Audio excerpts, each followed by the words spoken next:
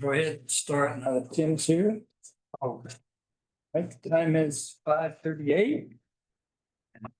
I'll call this special meeting of the Lavaca City Council to order on this Monday, July 21st, 2025 at 5:38 p.m. We'll skip the usual formality. We'll ask if there's anyone here that wishes to comment before council. Signed up. Speak. Okay.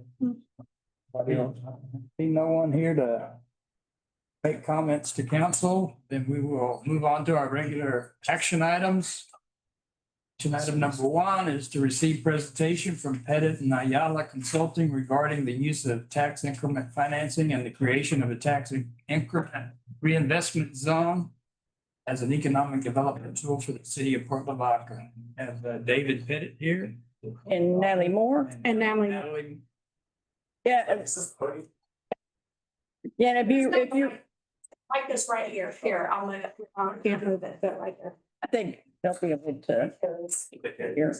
Yeah, and as you recall, I mean, they made a presentation to a group of citizens and the council members and commissioners court members and some other interested stakeholders in the community back in April. And I know everyone on council was not able to attend that meeting. So they're here to, again, give that presentation and answer any questions that have come up since that time.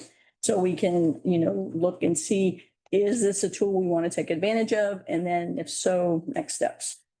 Okay. David? Jody, thank you very much. Mayor and members of council, thank you very much. My name is David Pettit, Natalie Ayala, Pettit and Ayala. We're here today to kind of walk through the basics of tax increment reinvestment funds. We did include public improvement districts. We'll just give it a very cursory overview of that, but the main focus here is tax increment reinvestment funds. But really, we want to take this slow, explain the basics, how a TIF works, and then how to be beneficial to you. And then what we also want to do is allow time for y'all to ask us questions, or ask us the tough questions so we can get your questions answered. And with that, I'm going to turn it over to Natalie. If you can take this on. Good afternoon, evening. My name is Natalie Ayala. As David mentioned, we're here today to really educate the council and give you guys as much information as you can.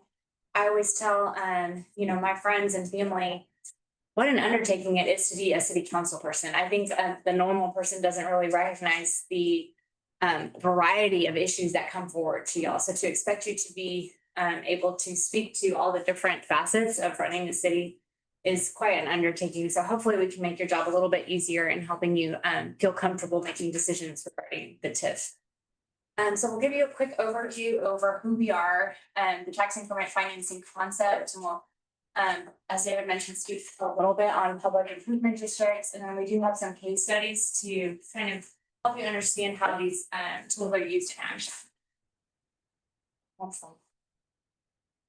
So we are Pettit and Ayala. This year we partnered. David's been doing this for over 30 years. I joined him in 2018. We assist real estate developers and public entities. We usually work directly with cities. I would say that's about 60 to 70% of our client base is working with cities to facilitate new development and redevelopment through collaborative public-private partnerships.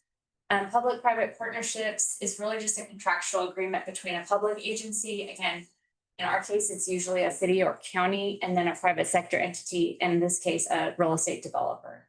We've done work for both sides. So my professional career started in commercial real estate. And so we do a lot of work with developers, and that helps us give us the perspective to help understand what are their pressure points, what are they trying to achieve, and help them understand where the city's coming from in terms of coming to the negotiation table.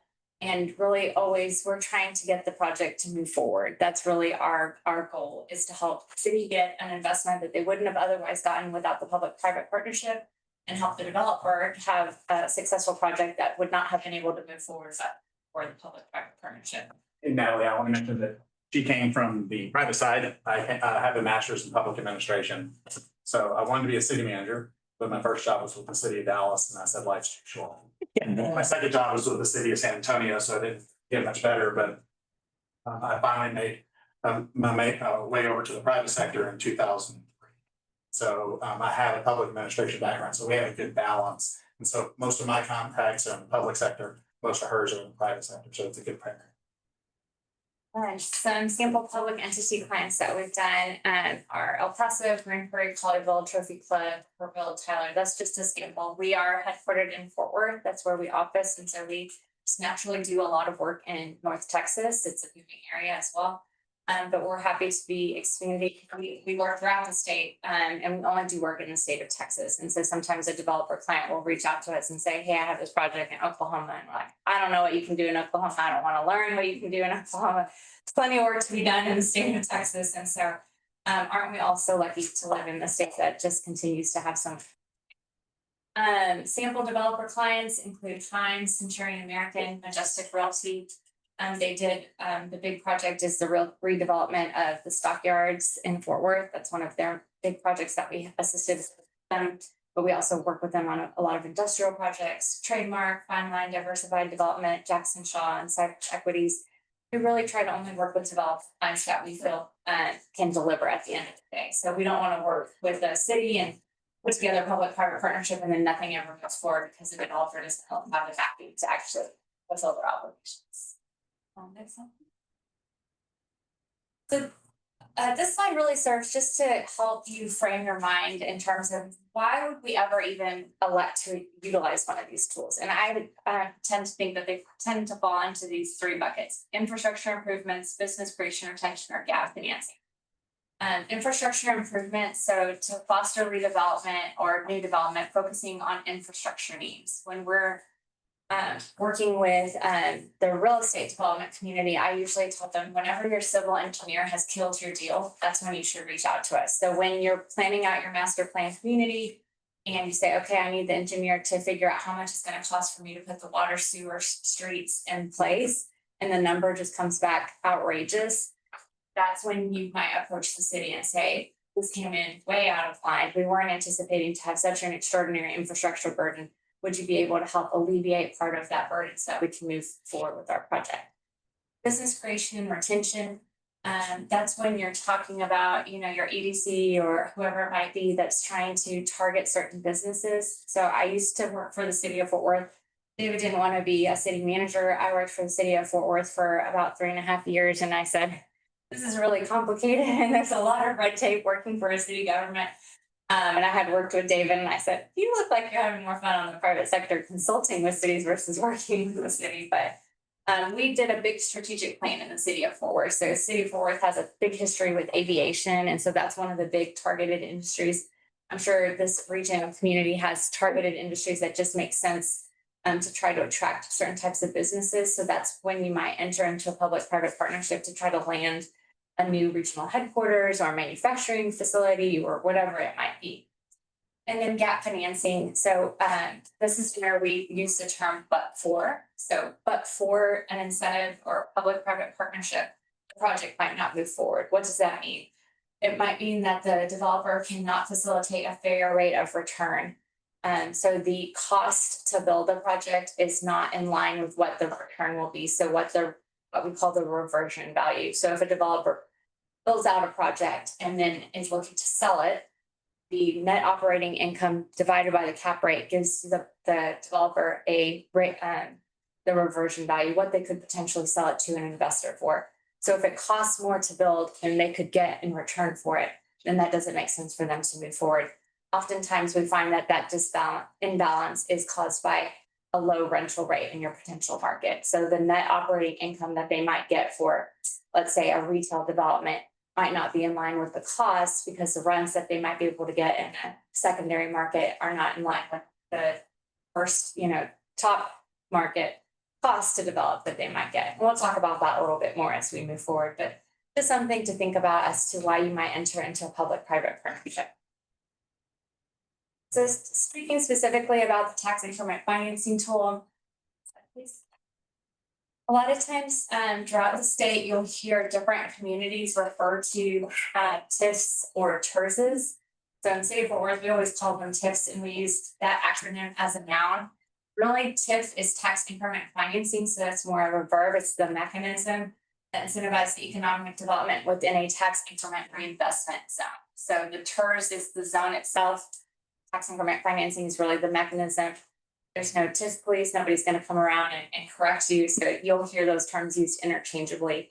It is governed by Texas Tax Code Chapter 311. So as I mentioned before, we know what you can do for the state of Texas because we've read the statute forwards and backwards.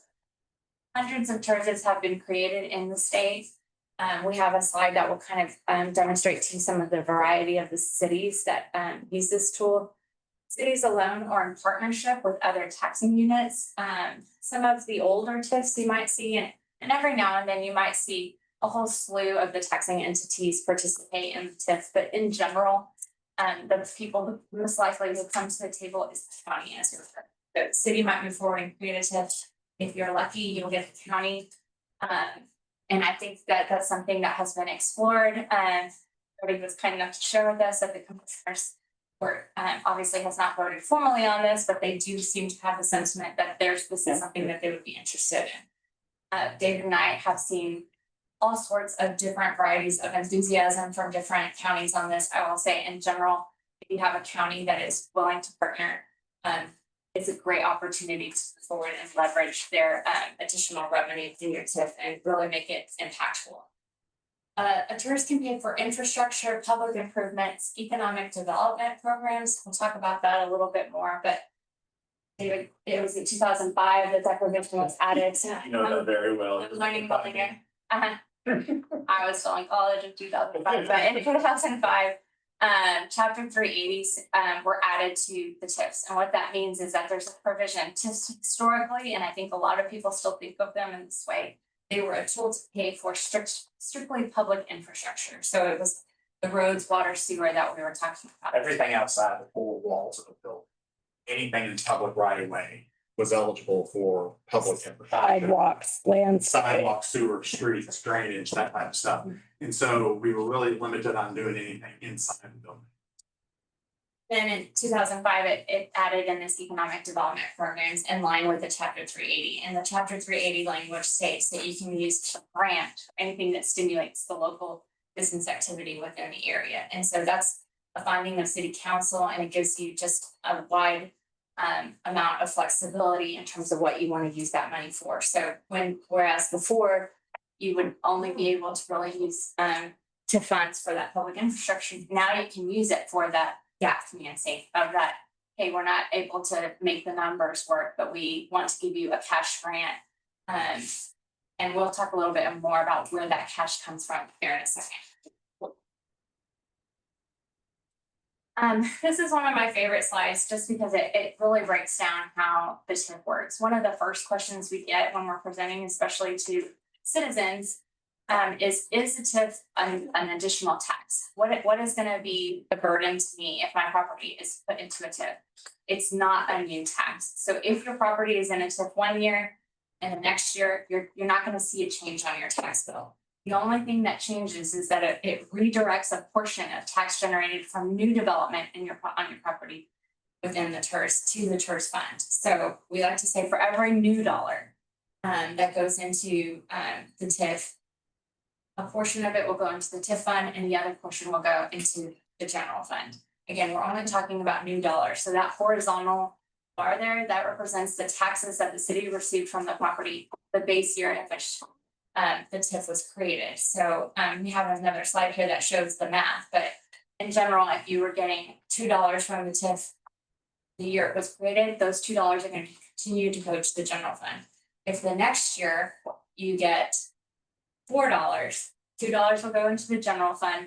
And then if you were to do a 50-50 split of those the new $2, $1 would go into the general fund, $1 would go into the TIF fund. So you would get a total of $3. Yes, sir. So if it was reserved for an ag exemption, does that come off before that baseline, or is that part of the baseline?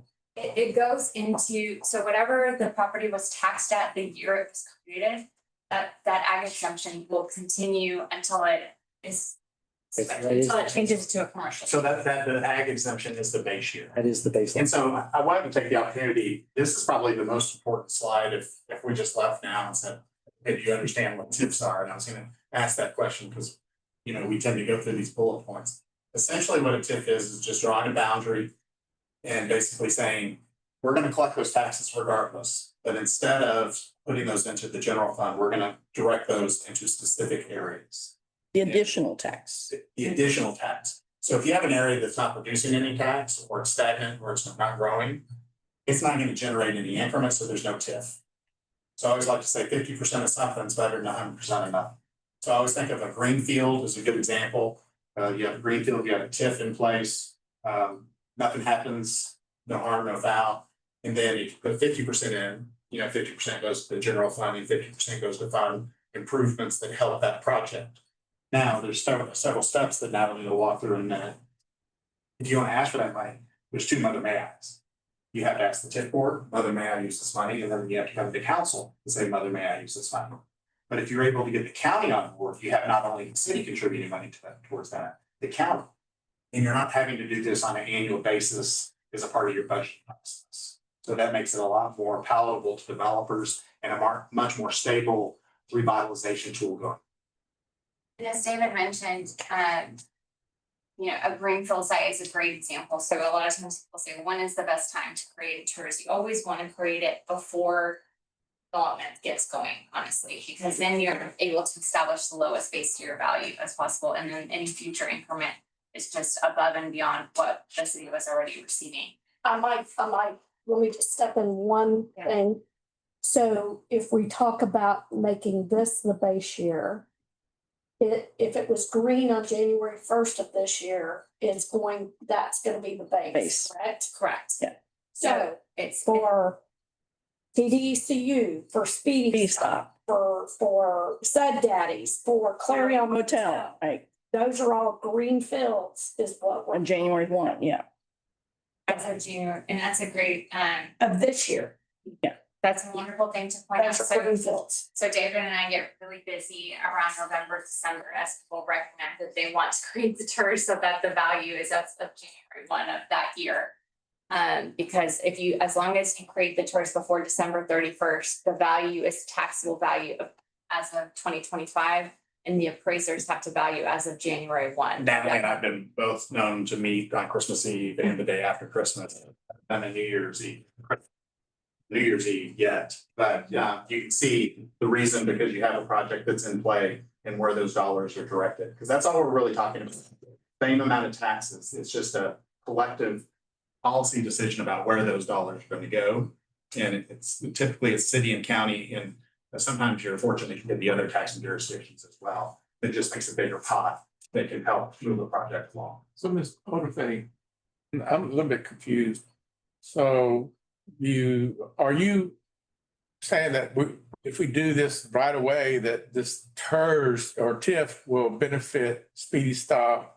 No, it doesn't benefit them. It benefits the city because those are new money that will go into a TIF fund to build infrastructure. Why wouldn't we want They don't get. a higher rate that, it was a greenfield? I'm just curious. Okay, Explain to me.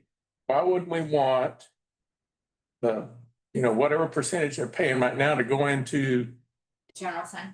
general fund, and then that's established rate. And then anything above that goes into the TIF fund. Why wouldn't we want, a low rate like that when we could get more into the city fund if we wait? no, I mean, the whole purpose is to build that TIF fund, so you have a bundle of money that's partly the county's money to put into infrastructure that will benefit the city and cause it to grow. So if I can. So essentially, you make a good point, is that if you did not have projects within there, and we haven't gotten to the projects point, is once you draw that map, you say, these are the projects we want to incentivize. Just because they're generating revenue doesn't mean that they're going to get any of the money. You might be using money for a road, water, sewer, drainage system. Right. That's a public policy objective of the TERS. Also, when you're doing your tax collections, the state of Texas thinks they're better at your budgeting than you are. So you can only grow your budget by 3.5% per year. Anything you put in a TIF is exempted from that 3.5% growth tab. So you take your total taxes less what goes into a TIF, less new construction equals what your effective tax rate is. And I know So we there's a haven't, number of financial benefits to doing a TIF as well. But the key is, and Natalie likes to point this out, just because you're in a TIF doesn't mean you're entitled to that money. You have to make a case for that. And so And- if any one of those people that's producing that money, they would have to come before, have the two mother may I's to disperse that money. And if you say, no, we're just going to use that money for our major project that we have identified over here, that's how you have the dollars and suspenders. yeah, and I know we haven't gotten to that part of the presentation yet, but Alan, if you remember, one of the attractive things was, you know, you can use the money anywhere within that TIF, but the TIF, they can be separate areas. It doesn't have to We be, can generate money from one area to use on Main Street, right? because if you put Main Street and 35 in the TIF, you can get all that new money in the 35 that we could generate this year in the TIF and spend it on downtown. But I think, and it's all new money. the other, you know, this thing would, be if in fact the county does participate, which they have an inclination to do, we have access to that money, which we would. It's leverage. Yeah, I mean, you know, if you don't do a TERS or TIF, I mean, yeah, we can budget and do whatever we want with our own money, but we have, you know, this is basically, we're forcing ourselves, this is going to be this bucket of money we're going to use from, we are going to allow others to use it, like you said, for cash grants or incentivization for other things. And or public improvement. And for, Say if we have a failed water line or sewer line or something, you know. but again, you know, we can do that today. This just kind of Budgets what we're planning on doing. But again, we now have access to more funds from the county that we would not have if we did not have. So for example, we have a client that just, that's north of McKinney, and that growing 75 corridor. They really wanted to put money towards their downtown, but all the growth is on 75, right?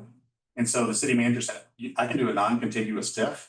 And so we'll talk about boundaries here in just a minute. I don't want us to get too far ahead, but he goes, I know all this development's going to happen, but I want to draw a TIF here and a TIF here, and I want to take the money from here and I want to put it downtown because I want my town to thrive and grow. And I know that stuff on 75 is going to naturally come anyway. Right.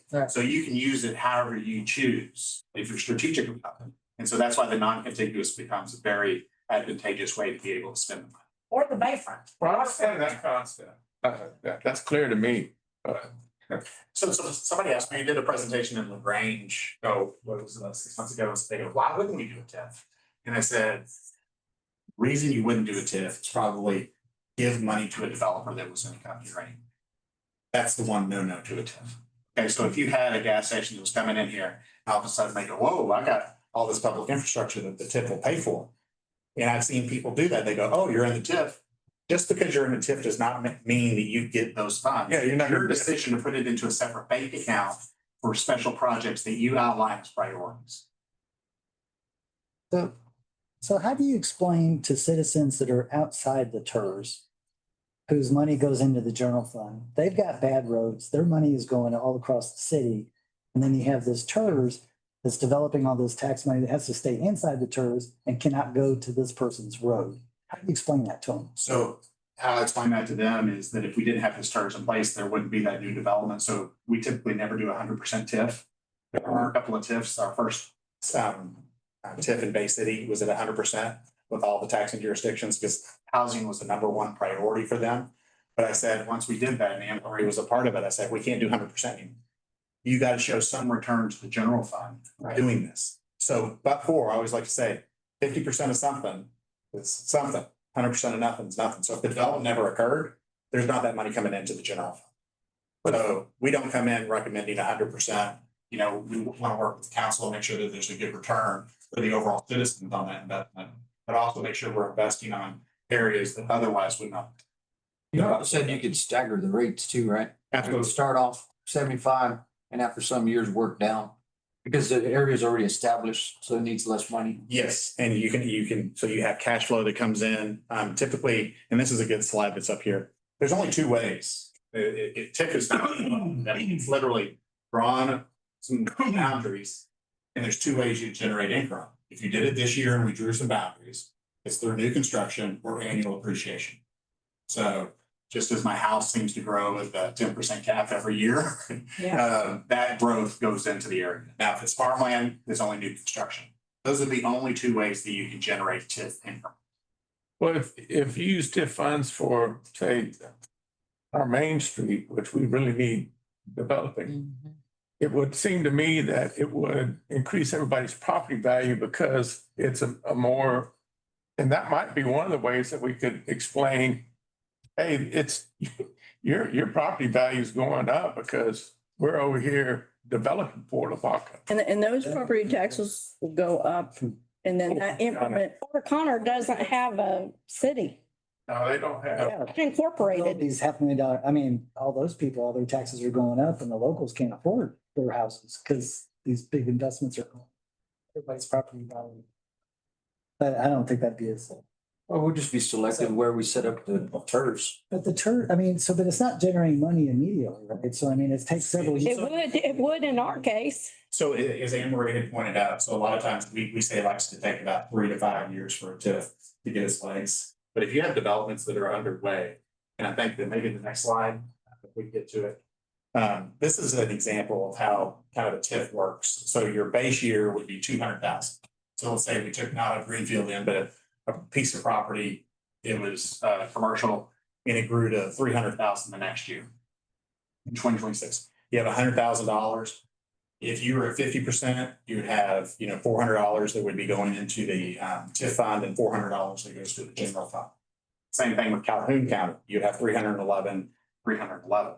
I would argue that without the TIF, and that's part of our job in working with you guys on having the finding within the ordinance, that but for this TIF, that money would not be there. Okay, or that we choose to spend that money in such a way that it's committed over a period of time.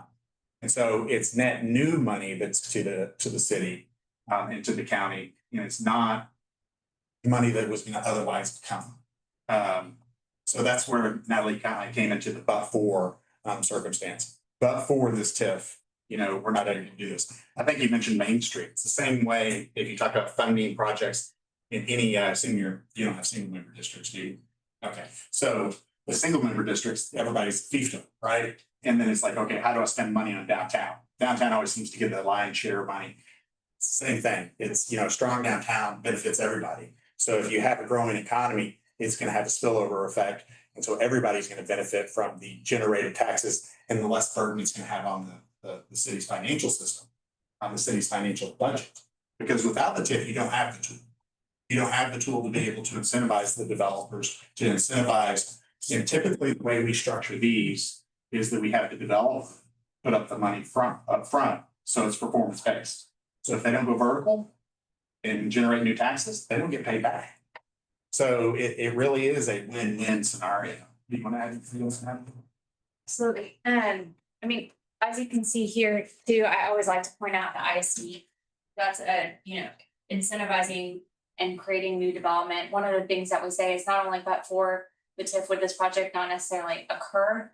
We always like to say that it occurs faster, sooner to market. So people say, well, why don't we just let the market take place? And then we say, well, how's that working out for you? It's still vacant land, So once you get a TIF in place, then typically the rate of development tends to accelerate. So you get those dollars sooner, time value of money.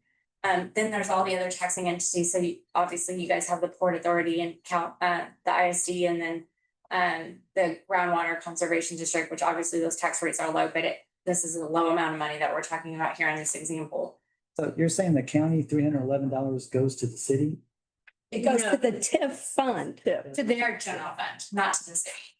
So 311. Money separate budget? No, it all goes into one, sorry. So the TIF revenue is all in the TIF fund, but the right-hand column is general fund revenue, that's each entity's general fund, not obviously. But yeah, the 311 of the TIF money would go into the TIF, and we would have access to it. If the county TIF. agreed to. But if would we have did not access. do that, County would have to agree to spend it. yes, and Vern wanted me to share with council that, of course, they have to make an official vote, but they have talked about it and they are receptive, very receptive. to it. The county has to agree So the way that the TIF money gets dispersed is it has to be approved first by the TIF board, which the county would get a seat on the board. So it wouldn't necessarily need to go to commissioner's court. It would go to the TIF board, which the county would have a seat on. At the TIF board would either recommend or deny approval, and then it would go to city council to be voted on for the final yes or no. It never goes to commissioner's court. It never goes to. Do you have a, If I could just add this one But piece. seats on the. Yes, So, see, yes. but Natalie just got up, we had a conference call with the city of Van Alstine and they're in Grayson County. And so they're calculating the first increment, okay, for 2025 that's coming in. And so the city, it's a 50% TIF. So she knows when she receives this money from this property, 50% goes in the general fund, 50% goes into a TIF fund. All a TIF fund is in your chart of accounts, it says TIF fund, okay? Then she invoices the county 50%. And the county gives that money to put into the TIF fund. So it's other people's money that's going towards this public policy project to fund these improvements. This is controlled by the TIF board and approved by council, Yes, sir. each project. Yes, sir. so does the city have a member on the TIF board? So Or just a- we generally recommend that the TIF board be made up of city council. So that's for a lot of different reasons, not the least of which is just streamlines the process. So in the city of Van Alstine, what we did is on one of the items, we were in city council, we recessed into TIF board meeting. If there was another member in this particular case, there wasn't, that person would just pop up into one of the seats. We would vote on the TIF item as the TIF board, we'd go back into city council, and then the city council would vote on that item. That just is the cleanest way. So typically we have all of city council and the mayor be on the TIF board. If there's additional participating entities, then they can get one, sometimes two seats on them. So I guess I'm missing something. Why wouldn't we want 100% of the new tax income from Speedy Stop and the new, why wouldn't we want that? That's called. Then later, whatever's still green and we're getting developed, we turn into a TERS. Why wouldn't we want that 100% of income from those? They've already built. There was no incentive for them. But the new developers, we got 100% of that income. New developers, hey, we got a green, but yeah, we want to. Because it takes time for that money to build up to be worth anything. And again, it's not just we're not creating money to incentivize particular development. I mean, it can be used for that, but it's to create a pot that then we can use for other public improvements. So essentially, Not necessarily only just to are y'all attractive. hitting your cap every year? You're 3.5%. Are you guys Yes. lower? More or less. Virtually. So potentially what situation you could find yourself in is you might only be able to get $10, but you really could have received 12. And instead of Capping out. yes, because you're having, instead of $12, you're having to say, we're gonna lose those $2. Instead, you could put those $2. I mean, one year we did have to go, we had to VAR our taxes. And you're getting another taxing jurisdictions fund. That was voluntary that we wanted to reduce. No, one year we had to, we were forced to. Had to. Year before last, we had to. Senate Bill 2 and 3 with the 3.5% growth cap on. Until we got some more debt service. 2.5%. Go back up. So I'd really kind of say is the slide, we have two ways of generating income. I think what Anne Marie and the city manager are pointing to is you want to jumpstart these, okay? And so you have not only the financial benefits of not compressing tax rate, okay, but it's still benefiting so if we did 50-50, 75-25, but you're seeding the funds for those public policy objectives, Main Street, or any other main public policy goal, that is jumpstarting the funding for it.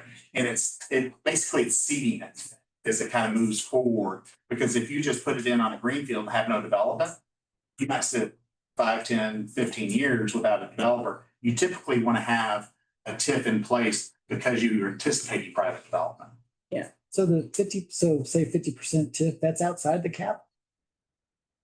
The Yes. money generated by the TIF, that's outside. So the way you do your reporting to the state is Yeah. anything that is the total taxable value, less new construction, okay, less what's in the TIF. Then you have to calculate your effective tax rate off of that.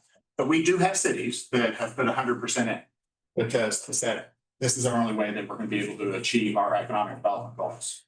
Bay City is a good example. They had housing as their number one priority. So their first two TIFs were all housing. The fourth TIF. Well, TIF two was short, Schulman's, right, and then they amended it to do housing. housing. Third was housing. Fourth was housing. And we did that at 50%. Yeah. And then the fifth one is more like what we're talking about. It's along 35 W and meeting with 35 Scotty and- Jones and basically saying, The incentive provided to these home builders, was it for the infrastructure or for what did that money go so to? with TERS number 4, what happened was they put in a PID TERS. And so essentially they financed the infrastructure.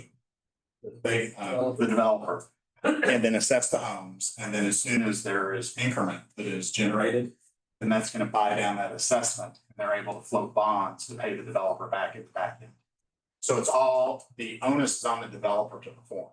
They have to get the money, they have to install the infrastructure, they have to sell the homes. Okay. At the price points they say. So the city's never risked any of this.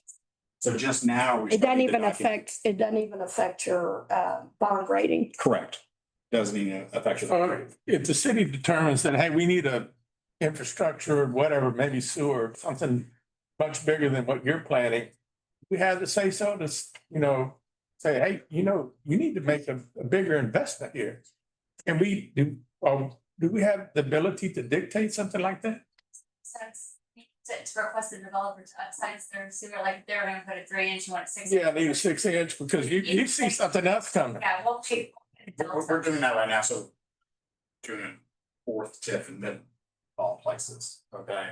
And they've had some homes that the city said, you can go ahead and build off of our side.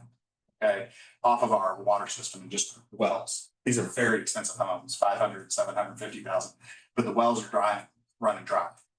And then they go, we want city water now. Well, the city's not gonna pay for that and the developer's gone. So the TERS is a great mechanism to be able to pay for that. The TERS, however you establish it, what we really want to do is look at your needs. And of course, your city manager and the city staff and you guys will know what is your greatest need. And we can just put those all up on a list, and it can be contiguous or it can be non-contiguous. And we say we want to pay for roads, water, sewer, drainage.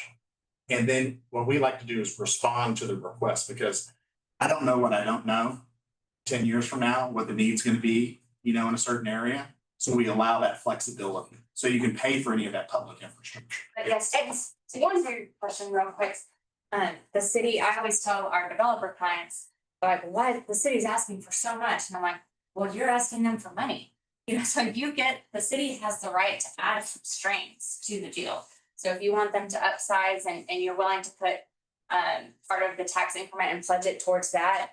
Some communities that are a little bit more persnickety about the facade, the developer might present something that they don't like and they say, okay, we want you to make it more aesthetically pleasing. We want you to add some more, masonry or whatever it might be. The developer's like, well, that's an additional cost. Okay, well, we'll put TERS money towards that. So one of the things I was mentioning about the speed to market, a lot of times you might get a better product by putting in some public money into the project to make it more what you want. We were just talking about this in Van Alstyne again about a new residential development. The city wanted them to add a park with certain amenities. They wanted pickleball courts and whatnot. But the developer did not have it initially planned. And so they added it as part of their ask to be reimbursed for some of those additional amenities. So that way the community actually got a better product than the market would have just provided on its own. And maybe if we continue through, there is examples, and I think that might help, real life examples that are coming up in the presentation. Let's go to the next slide. You can actually go through this one. Okay. You're gonna pass it or? Yeah, I'm gonna Okay, pass it. okay. It's a little bit detailed into like the billing and Yeah. everything, but this is just kind of the life cycle. So there's TERS improvement, so that might be the water, public infrastructure, whatever it might be.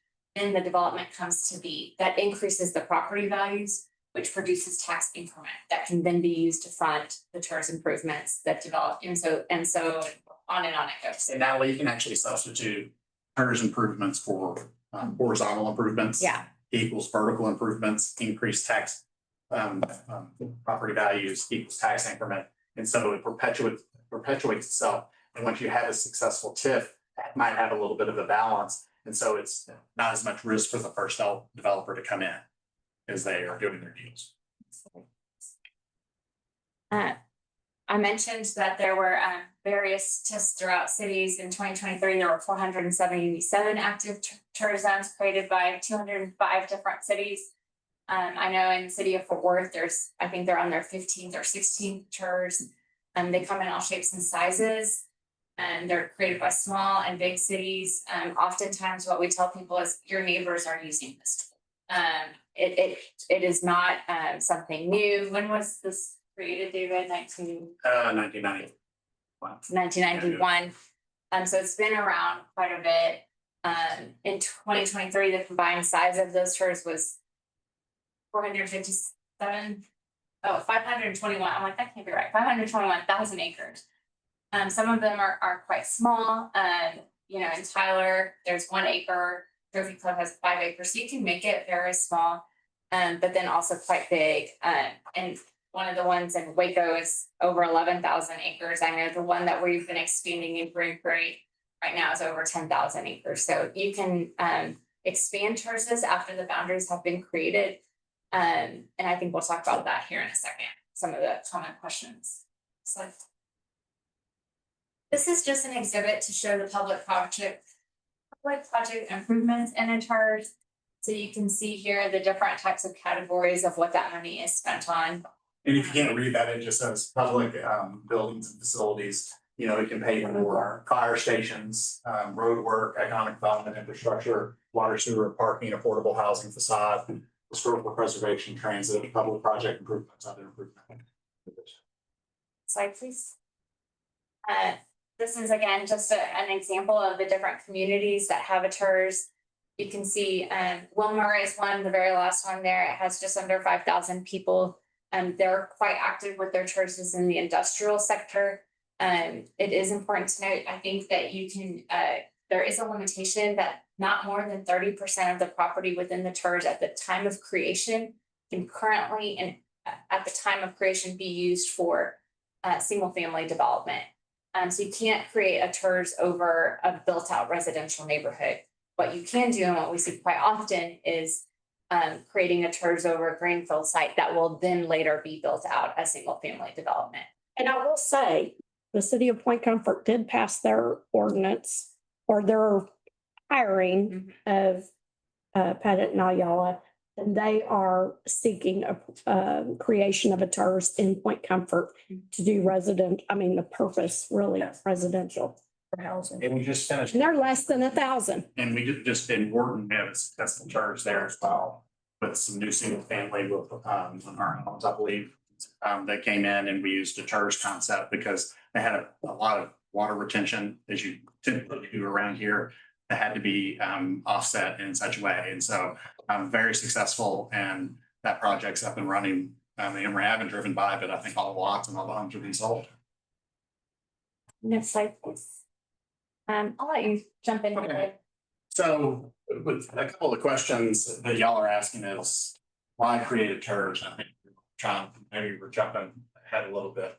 Private development activities expected to occur within a designated area. Kind of you anticipate some projects. You kind of feel that it's the right time for investment. It benefits an area at large rather than just being project specific. So we don't create TIFs just to benefit project itself. It's benefiting a public policy goal that you're trying to achieve, and that's stated up front in the project and financing plan. Provides a funding source without impacting the current amount of general funds for each of the participating taxing jurisdictions. So that's where we're saying that line, you get the current amount of taxes that you're getting. And even if you're doing a 50-50 split, they're getting 50% of something versus 100% of nothing. So it actually helps them.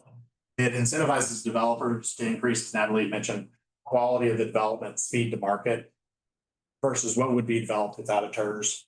A lot of people say, well, let the market play it out. And we say, okay, we've looked at that since the beginning of time, what's gotten. And so the TIRs can really help accelerate that. And what we have found is it demonstrates a commitment to creating a sense of place and identity.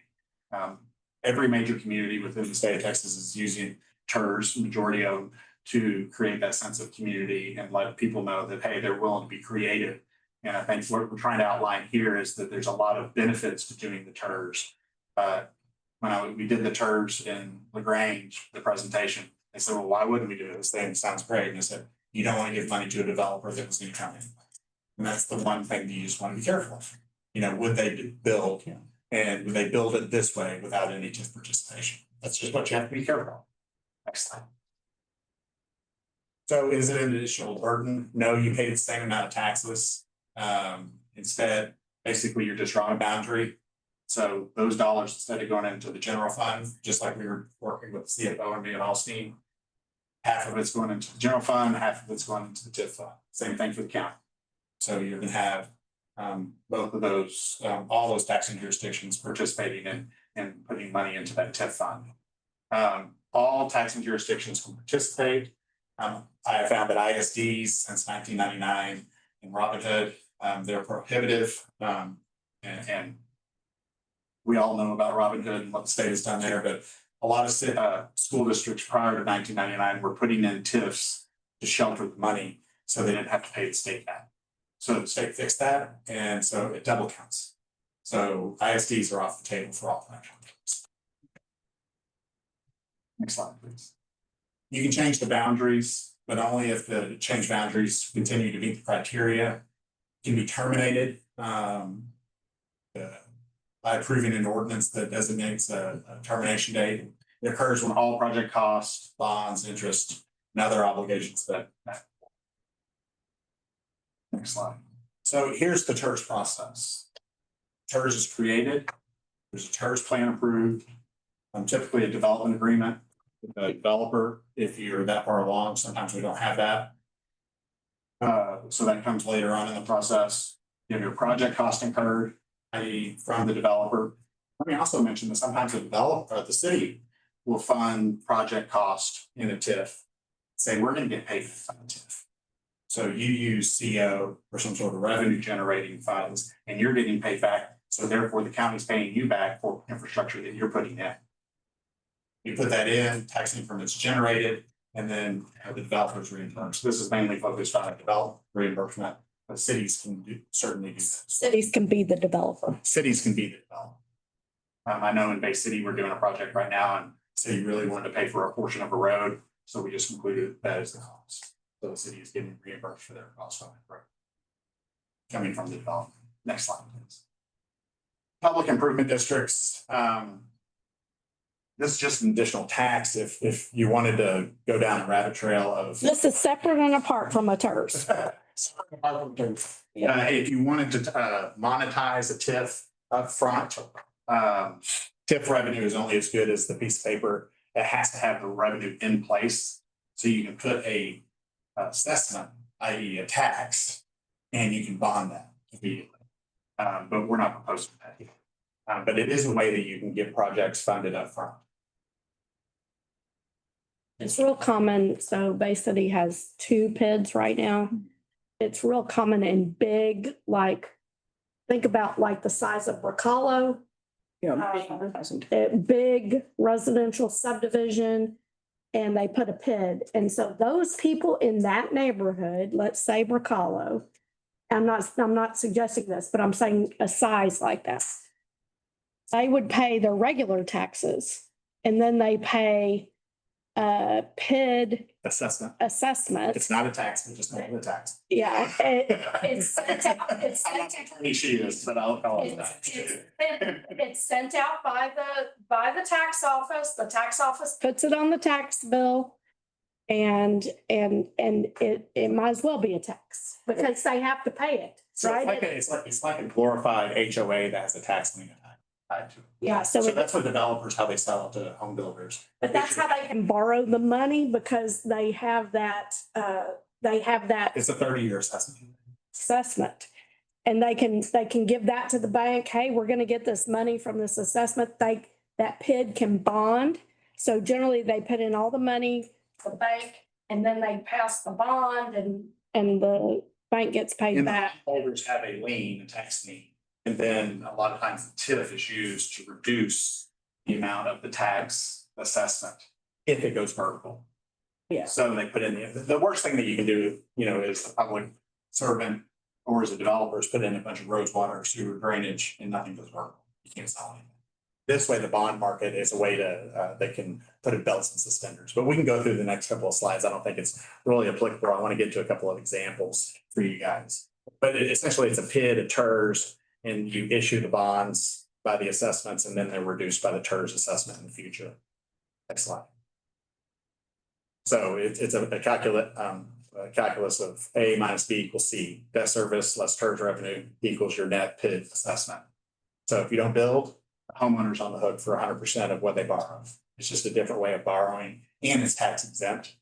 So they're not having to go up to a bank because it's road, water, sewer, drainage that's gonna all have to be in there. And we call it commonly a TERS buy down of the PID Yeah, it's a assessment. TERS buy down. So didn't want to spend too much time, but we did talk about this previously in our previous workshop. We'll go to the next slide, please. So we put in these TERS PIDs that overlap. That's what Natalie was just talking about in Van Alstine. So the developer is putting the money up front. They're getting money from the assessments to be able to borrow that. But at the end of it, once all the projects have been completed, then they'll bond. So there's no risk whatsoever. Same thing we did in Wharton. Wharton had a TERS for that. And same thing with Bay City. The developer puts all the money in, not until the project's completed and it's actually got homes that are vertical. Is that kind of assessment, but not applicable here, and that's not what we wanted to make you aware of the concept. Next slide. So case studies. This is the city of Wharton. Worked very closely with them. And so it says TERS number 4. That was actually Bay City was TERS number 4. But we got referred by Scotty Jones to Joan Arndell and then his city manager at Wharton. Oh. Great guy, but basically what we did was we 220 how many it was 223 single family homes and they put their participation in. And so half of the money went into the TIF and half of the money went to the taxing jurisdiction for the city. So only the city participated on that. If you're fortunate enough to have the county, you can just imagine that you only have to put in that much less if the county's participating. And so they're getting reimbursed with $8.6 million of their project costs on a 50% TERS. And the developer would argue without this mechanism, they would not be able to build. Next slide, please. City of Bay City, this is called Russell Ranch. They're just getting close to issuing bonds on this. It's 189 single family homes. Participation was 50%. Look at all the other taxing jurisdictions that just, they understood, as the city manager was mentioning, the importance of meeting some of these policy objectives that were outlined by the citizens. I think there's a citizens survey in Marie that said housing is our #1 concern because we were able to get jobs, the Tenaris and the others of the world. But people were living in Houston and commuting to Bay City and then coming back, and you've seen the man camps. How can I have affordable housing that's here? So we developed a TIF with 50%, and that generated $14 million to help reimburse some of the infrastructure that was for the project. That also included a TIF, PID. What was the average housing price in that?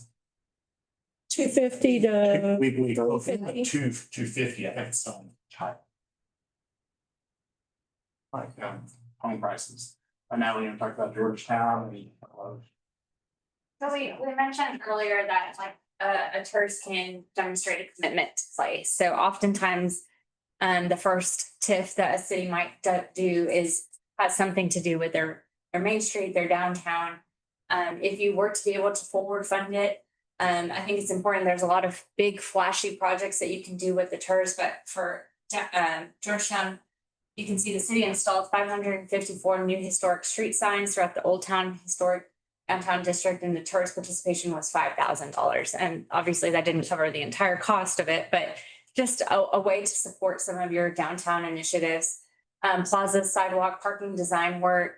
I think that's always something that it's kind of hard to put a dollar amount as to what helping the pedestrian experience can do in terms of increasing your taxable value. But I think we all can recognize that a more pleasant pedestrian experience will drive more traffic, which then in turn can just really reinvigorate your downtown. And the TERS participation on that was $100,000. So this is a really good tool, especially come to the table by being able to seed the fund. You can kind of show the citizens a quick win, if you will, in terms of the benefit that they get from the TERS by putting together some sort of project like this that is really low hanging fruit. And now I think the key thing here is the valuation double. So they put a TIF in place that with properties that were already producing taxes, but they weren't producing as much as they could. And so just by putting this in the existing area, that property value doubled. And so they're able to use that increment towards those improvements. And then here it does say, redevelopment of downtown into a mixed use pedestrian oriented environment consistent with the goals of the city's downtown master plan. And I think that's something very important for every city to kind of know. I was just talking to David about this and about personal items, but how can you know that you've achieved your goal if you don't even really know what you were trying to achieve in the first place? So, we can work with you to help incorporate some goals in your TIF project and financing plan to say, these are the goals of the TIF. And then when people come forward, either the city or a developer and say, can I please have some money for our project? You can look to the goals of your city, the goals of the TIF, and say, is this in alignment with what we were really trying to achieve to begin with? So please. Similarly, in Salina, they had a $2.9 million project to connect some walking space behind businesses on a portion of their downtown square, adding in patios, art and sculptures and murals. Funding for the project came from both bond money and the downtown TERS. The TERS portion of the project was roughly just under $1 million. Next slide. So we talked about the creation process. This is a little bit more in the weeds of what it would really look like. So chapter 311 that I mentioned earlier governs the procedures. There's two main documents. There's a creation ordinance and then a project and financing plan. The creation ordinance, which would need to be passed by city council at a public hearing, it sets the boundary, which again does not have to be contiguous. The term, typically we see terms for churches anywhere from 25, 30, 35 years. Again, 60. Best practices is 25, 30, 35 years. It gives you an opportunity to get the ball rolling and people have some of that snowball effect and start to put some money away for future use. The creation ordinance, we typically set the city participation rate. So again, that would be where you might say we're going to put 75% for the first 10 years, dropping to 50. Typically, I will say that's not what we see, but you have that flexibility. Usually it is a standard kind of flat rate over the term, but again, you have that discretion.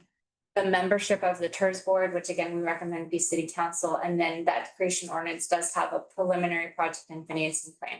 Once that's approved, your base year is set. So that's really the action item that needs to occur before December 31st if you want to lock in that 2025 base year. And then after that is typically once the TERS has been created, that's when we would go to the county commissioner's court and request that they agree to or participate in an interlocal agreement where they pledge a portion of their tax rate to be part of the TIF board or the TIF fund. And then once we have that, then the county, once they're officially participating, they are now have either 1 to 2, that's negotiable. It's typically what we see 1 to 2 board members on the TERS board. And then we would come forward to the TERS board, which would be, again, potentially city council and county commissioner appointee. And we would ask them to recommend approval of the final project and financing plan. Once that plan has been approved, kind of open for business. You're able to start collecting TERS money and then also dispersing it for the project costs that are outlined in the plan. But now the key thing there is just once you've completed this process, all you have is a boundary and a plan. And so those are just projections. We're going to do our best of having good projections of what we know, in the near term and what we want to happen, but they're just projections. And so any ask from that TIF is where I'm going to go back to what my client said in Salina is there's two mother mans. So if the city would like to fund a portion of Main Street and use TIF to repay itself, you can say, TIF board, we think this is a good expense. We'd like to have a reimbursement. and then the city council approves it. And so there's two mother may I's anytime you make a disbursement from the TERS fund. And there typically promises on future increment because you know that increment's going to be there. And so I think a lot of the discussion that we had about the developments we have going on now, that just gives you a jump start. Being able to not only get the financial benefit from your budgeting standpoint, but also kickstart TIFs. We have seen a lot of TIFs that have just been put in place that people are just they have pipe dreams, and they don't have developers that are willing to put the money in. And so it's great to have that start. And so you're going to be ahead of the eight ball, you know, front of the eight ball instead of behind the eight ball as it kind of goes forward. A lot of people ask me, so I was working for the city of San Antonio and I got an opportunity to come up to Fort Worth. And the family, the Bass family down in Fort Worth said, we want to invest in downtown. It was worth about 300 million. When's the last time the city of Fort Worth spent money on downtown? I said 1972. The last time a bond money, CO money, or anything had been spent on downtown. Where's that money? Where's the 300 million going? They've been going up to Alliance to build the, if you're going down to Southwest Fort Worth. If we make $1 billion investment, how do we know that money's going to stay in downtown? The TIF was the mechanism. And all the taxing jurisdictions at that time said, yes, we're into it and we want to make downtown special. And so that was one of the ways that they could capture the money that they're generating and be spent on public improvements there. So that's the best example of that. What city was that again? See, So, yes, your involvement in it. So if we hire you to create the TERS, do we have a long-term relationship with you then? Or what's the? typically, most of the heavy lifting is the creation of the creation ordinance and the project and financing plan. And like City of Bay City is just an annual, hourly contract to help with compliance. And then they've got Scotty over at Bay City. She'll say, can you take a look at this? Is the developer, is this the correct invoice? Are we getting reimbursed? I can tell you it's a pretty nominal cost. I mean, Natalie, if we're ballparking administration costs, Sometimes, how much they request. but I would say less than $5,000. Yeah, if they're helping us bring developers in. No, we certainly have those development connections. And so we'll be brought in, like in Midland right now, we're working with projects and they go, okay, I have this developer. Can you help me determine what their gap is? So the developer comes in and says, I'm going to build 300 million in this TIF. They want 50% of it. 50% of what? They won't tell us what their end gain is, what their number is. So we come in and we say, we need your opinion of probable costs, your list of your LOIs with tenants, and then also demonstrate a gap to us, as Natalie had talked about. So we just assist as needed. We're kind of on an on-call basis. Most of this, once it's set up, it's worked on through the CFO's office and the city manager's office, and it's reported. Wharton, once that was originally done, the project plan's done, we're not needed. But as more administration goes on and more projects come in, it's typically when there's just additional assistance. We're just there to sit there on the sidelines and say, hey, we're here to help you. And now we like to say we're not TERS pushers. I mean, we wanted to help do the best case because we know a thing or two because we've seen a thing or two, right? Because we've been in TERS for a long time. And making sure that you have a good creation ordinance and a good project and financing plan that's flexible enough to meet your objectives. Any other questions that y'all have? I mean, it's tough, yeah. So you're looking at a contractor or a builder come in. What are the indicators that they are financially able to do the things that they need to do in order to, improve our infrastructure, build up the housing, promote the sales, all that? What do y'all look at? Do you look at a financial statement? What do you look at? I've seen a lot of wealthy people that can't get work their way out of a wet bag on development. Okay, so I typically look for past performance. If I typically will work with with a project or a person that's never done this type of development before. But I look at a track record of success. Did they do what they said they were going to do? And then also we require, where's your financing? Where's your debt and equity coming from? Those letters. A lot of times they're just what the piece of paper, they're worth what the piece of paper they're written on. So that's why I always go back to their past performance. Do they do what they say they're gonna do? So if Natalie and I want to form an LLC and come into Port Lavaca and say, hey, we're gonna build the Taj Mahal, and we come to you, I would say, they've never done it. And I don't trust them. I wish them the best of luck, but I don't think we should put our resources behind it. Let me add to that, I lost my train of thought. Oh, gosh. Past performance agreement. So we always, at least in Bay City, we have required the developer to put up some major money to pay for all these consultants. Okay? So, for instance, for David's fees for the TIF, we required the developer in TERS 4 and in TERS 2B, we required them to put up $50,000 because we knew we were going to have David fees. We knew we were going to have P3 fees for the PID. We knew we were going to have attorney fees for me, attorney fees for our bond people that are doing the PID agreement. And so maybe it's not that major, but $50,000 to $75,000 that they have to put up front to pay for We call it those. PSPA, professional services payment agreement. And that is because, so let's say we have an existing TIF and somebody comes in and you say, hey, this is bigger than what we can evaluate and you need to hire some outside experts, make them pay for it, put some skin in the game. So I know there's not a lot of development here by local developers already, so we're not, but more than likely, the people you're talking about are not in Port Lavaca, probably not in Victoria. They're probably from maybe Houston or San Antonio. And if we do that, we're locking our people out of the chance of development. But maybe if we put a stipulation in there that use local contractors. You can always do that in a 380 agreement. That's where it can be. 380, what is that? That is the economic development agreement that you can use as the TIF money to put Or in. you can put in development as well, is Does that. anyone do that?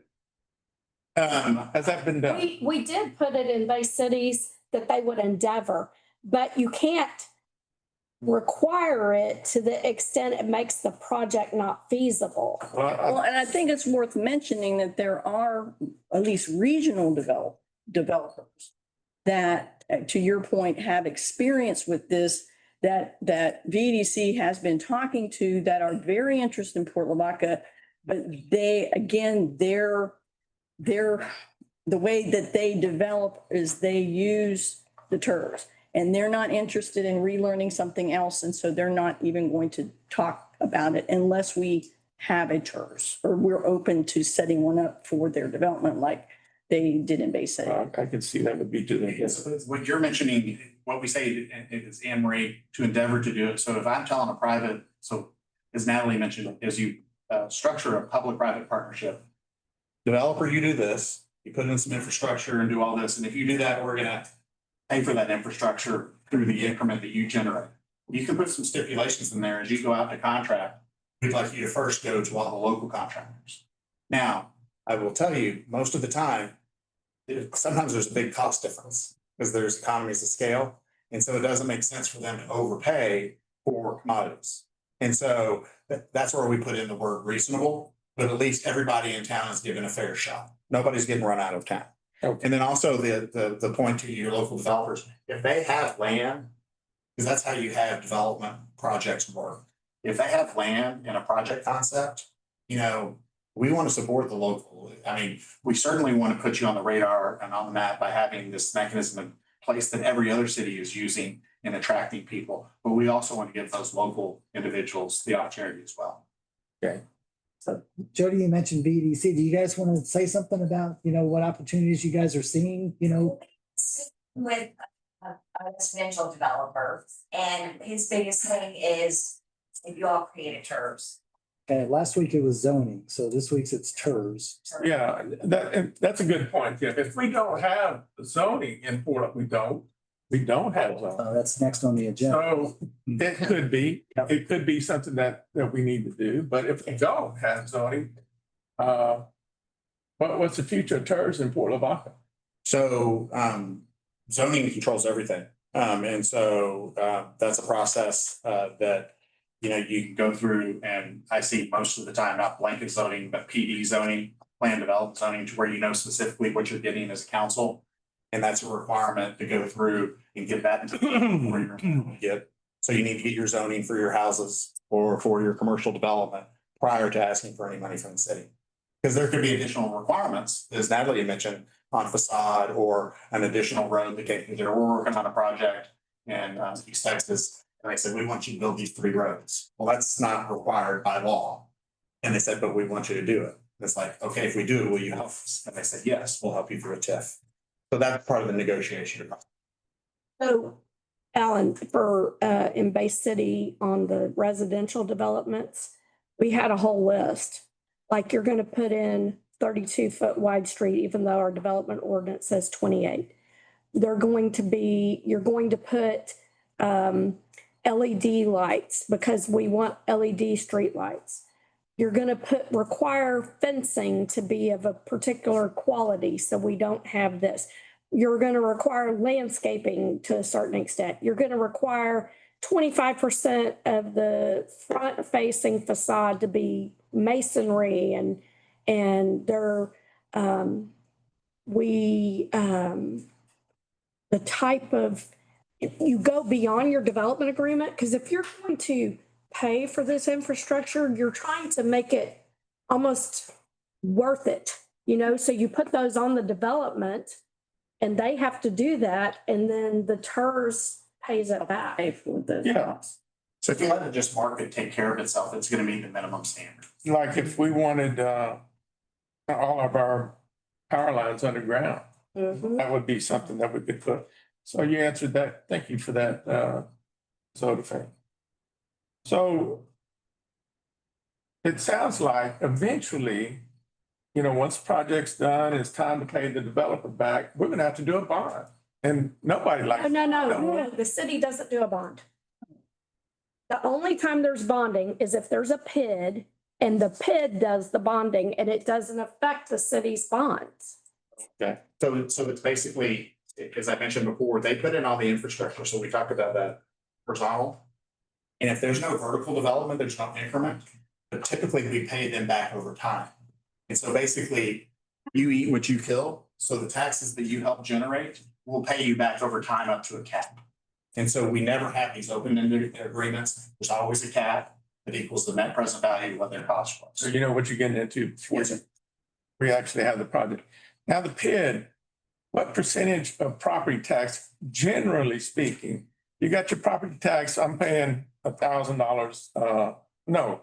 $5,000 a year. PID or TERS. How, PID, So it's above your taxes. yeah. What is general guideline for, you're paying your property taxes $3,000 a year. How much, what percentage of that 3,000 will be a PID, or is there a formula for that? So the additional tax is very market sensitive, and so.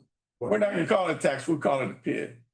Yeah, we're called an assessment. It's a Okay, term. let's call it that. It's an assessment. Where you feel comfortable. Yeah, that makes us feel comfortable that it's, you know, it's not a tax, but it does have a tax lien on it.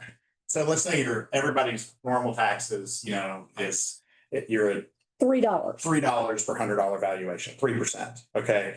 Typically anywhere between, you know, a quarter to $1. Okay. And it depends on how deep the market is for that and the product they're getting in return. Because what they're willing to do is they're willing to pay an additional $1, up to 4% because the benefit that they're receiving from that increased investment is higher. But so it's all market based. You can put a PID assessment of $5. You never saw a thing. Right? And so typically they got to be something that is equatable to a homeowners association fee. But a PID is a separate process than we're talking about a TERS. If you had so we created TERS number five in Bay City.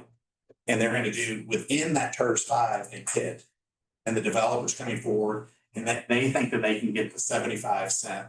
They want $1.25. $1.25. They put in $1. And what they did with Russell Ranch was they did $1.25 and they sold those lots and they sold those homes. Now, you notice all the people that were paying? that down, 100% city, county, or everybody else. So I would say, anywhere between that quarter to $1.25, it's all. Well, it sounds like about from an eighth to a third. It could be up as much as a third of what you're paying in property tax, or little as an eighth of what you're paying. What I've been told just in the market in general around the state of Texas is people are comfortable paying an additional, $200 to $300 a month for better amenities in the community. So that could add up And see, like 2,000 or 3,000. So on Here. kids, What about HOA? I'm sorry, I misspoke. Saying. But they also have to, like if the developer wants an HOA in his neighborhood, they'd have to pay an HOA fee too. We typically have one or the other. So the PID substitutes for the HOA. So. yeah, but both of them. And you can have them both. The one thing that's a problem with cities and HOAs is the civil litigation that's associated with HOAs. If you don't pay your PID assessment, it goes on the county courthouse for that 1 year's worth of assessment. So you can buy that house for whatever that assessment was. Let's say it's $1,000. You can buy that house for 1 year's worth of assessment. Even if it's a homestead? Thank you. But say, I'm sorry to cut you off. What were you about to say? That on the pet assessment, I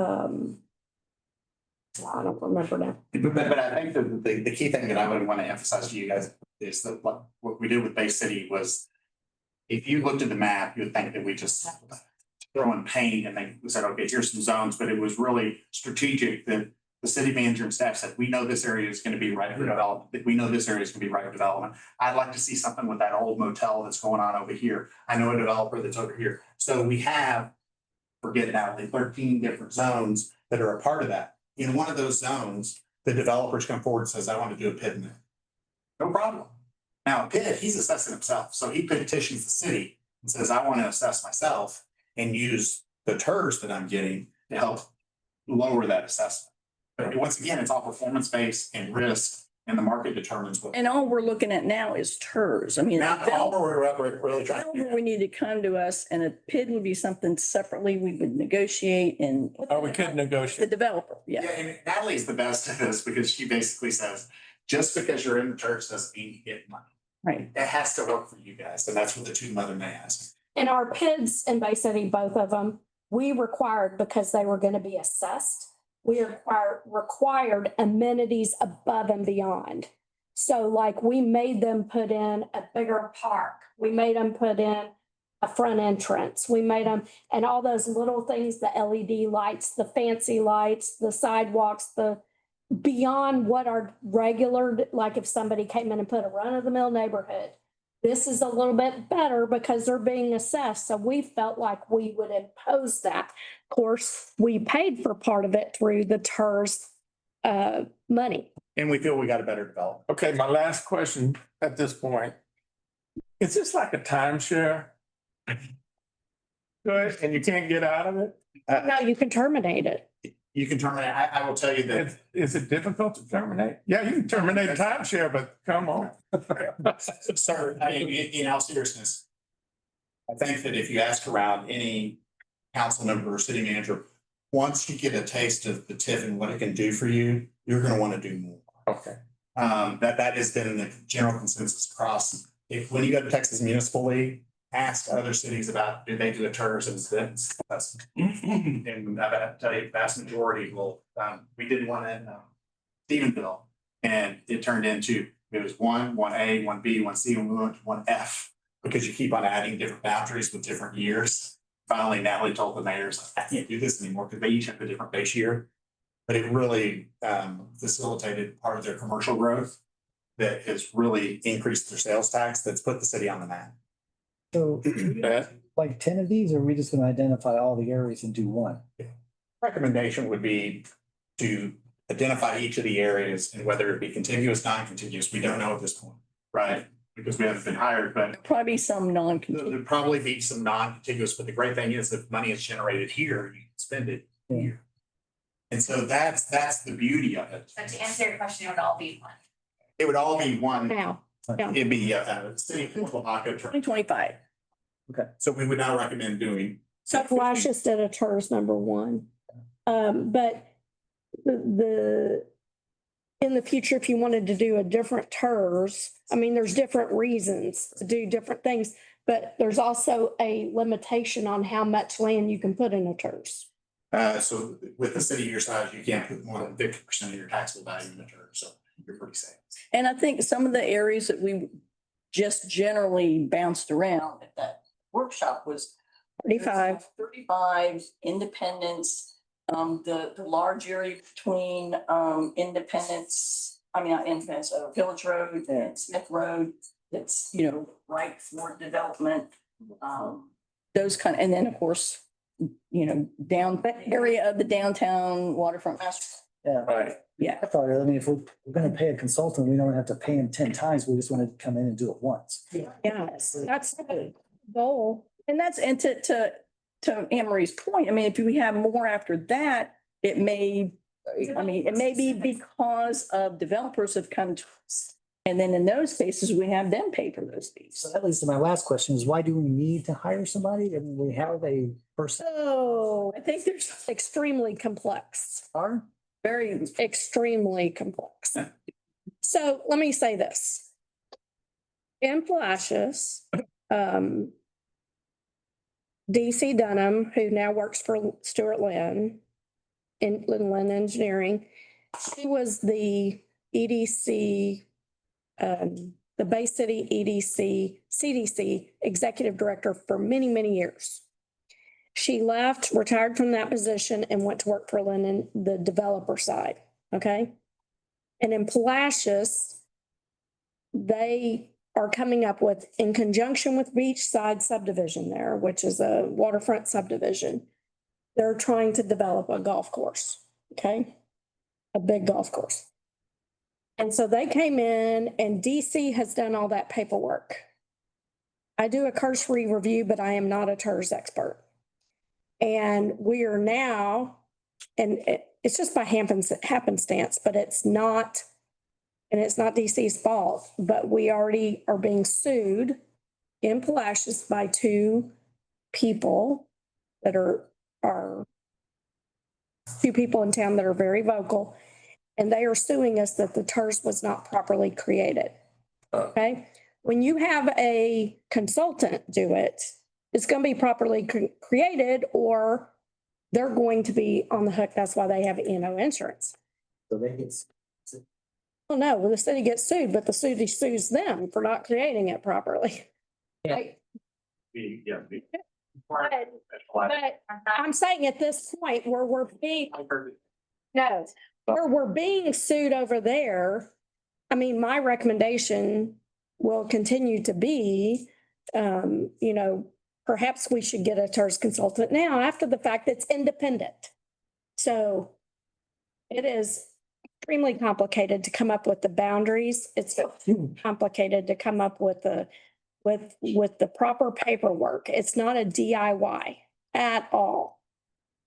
And that's why you hire a consultant. So it's done right and it's in place for 30 years. So if you amortize the fee over 30 years or 25 years, it's not that much. It's something to point out that part of the our fee, the administration and creation of the TERS can be paid back by increment gets put into the fund. You could elect to have the city be reimbursed by the TERS.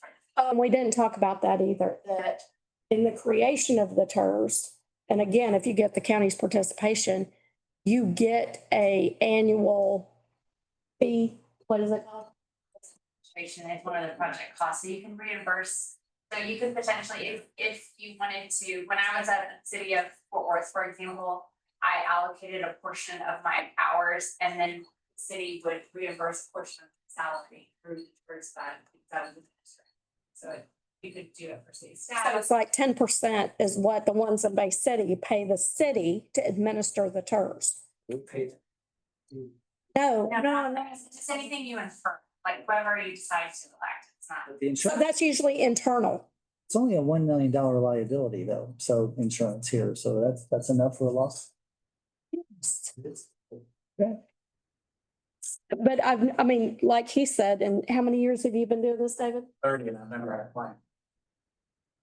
And I think also they can help with our strategy too, as we are identifying the boundary of the turfs. You know, Dave's been doing this long enough. He can help it.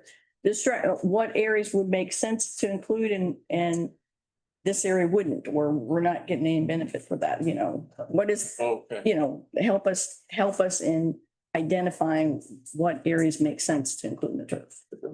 What happens at the end of the tours?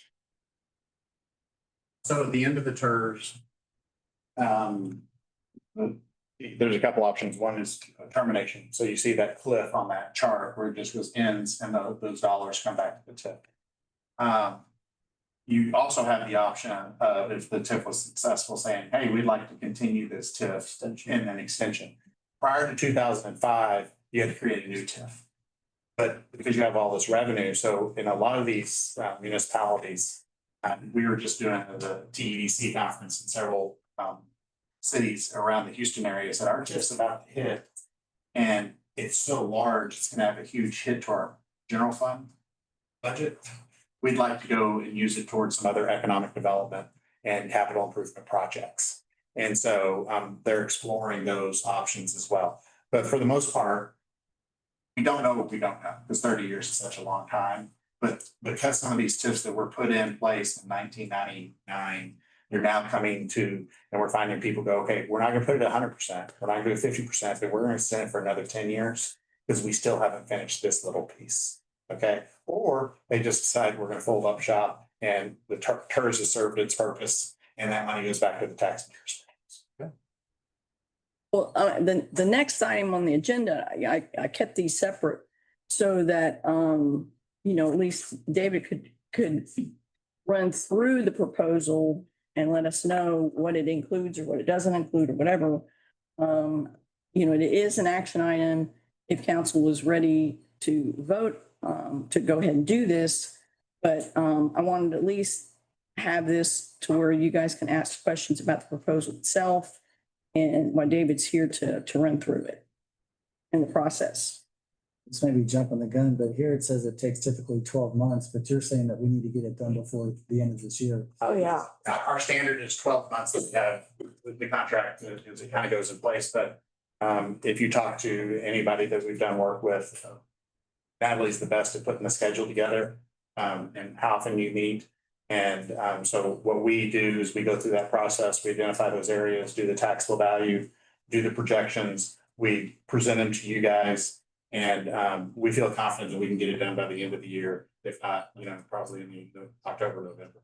That's fine. Because the taxes not being assessed until next year, right? So even if TDC finishes No, this year. it's assessed as January 1st of 25. Yeah, it's already been, whatever was in January 1. Because we pay in arrears, remember? So if I can just, this is very important to understand. If we put this TIF in place this year, the base year would be January 1 of 25. Yeah. So January 1 of 26 is your first increment year. Okay, so whatever's on the ground, you take that less that. That's not paid or billed until October 1, and it's not due until the 27th. To 2027. So it's a 13-month lag from that snapshot. But why, I mean, from someone that has been involved in TERS in other cities, to see that immediate capture of increment by the things that are going on 35, it's just like, wow, why wouldn't you do a TIF? Because it's going to capture all that and it's going to leverage the county's money on those as well. Right. And so it's like a dream situation for that. So, like county's money, they're having a lot of development. They're gonna have that nuclear deal, they're gonna have Exxon Mobil. Will any of that money be going in? No, It's only is in the TERS zones. If they buy housing and work there. Well, yeah, but like if we put it in a business, that's a business. And we include it, you know, in TERS, we'll see. well, the tours has to be within the city limits Well, that we, Or ETJ.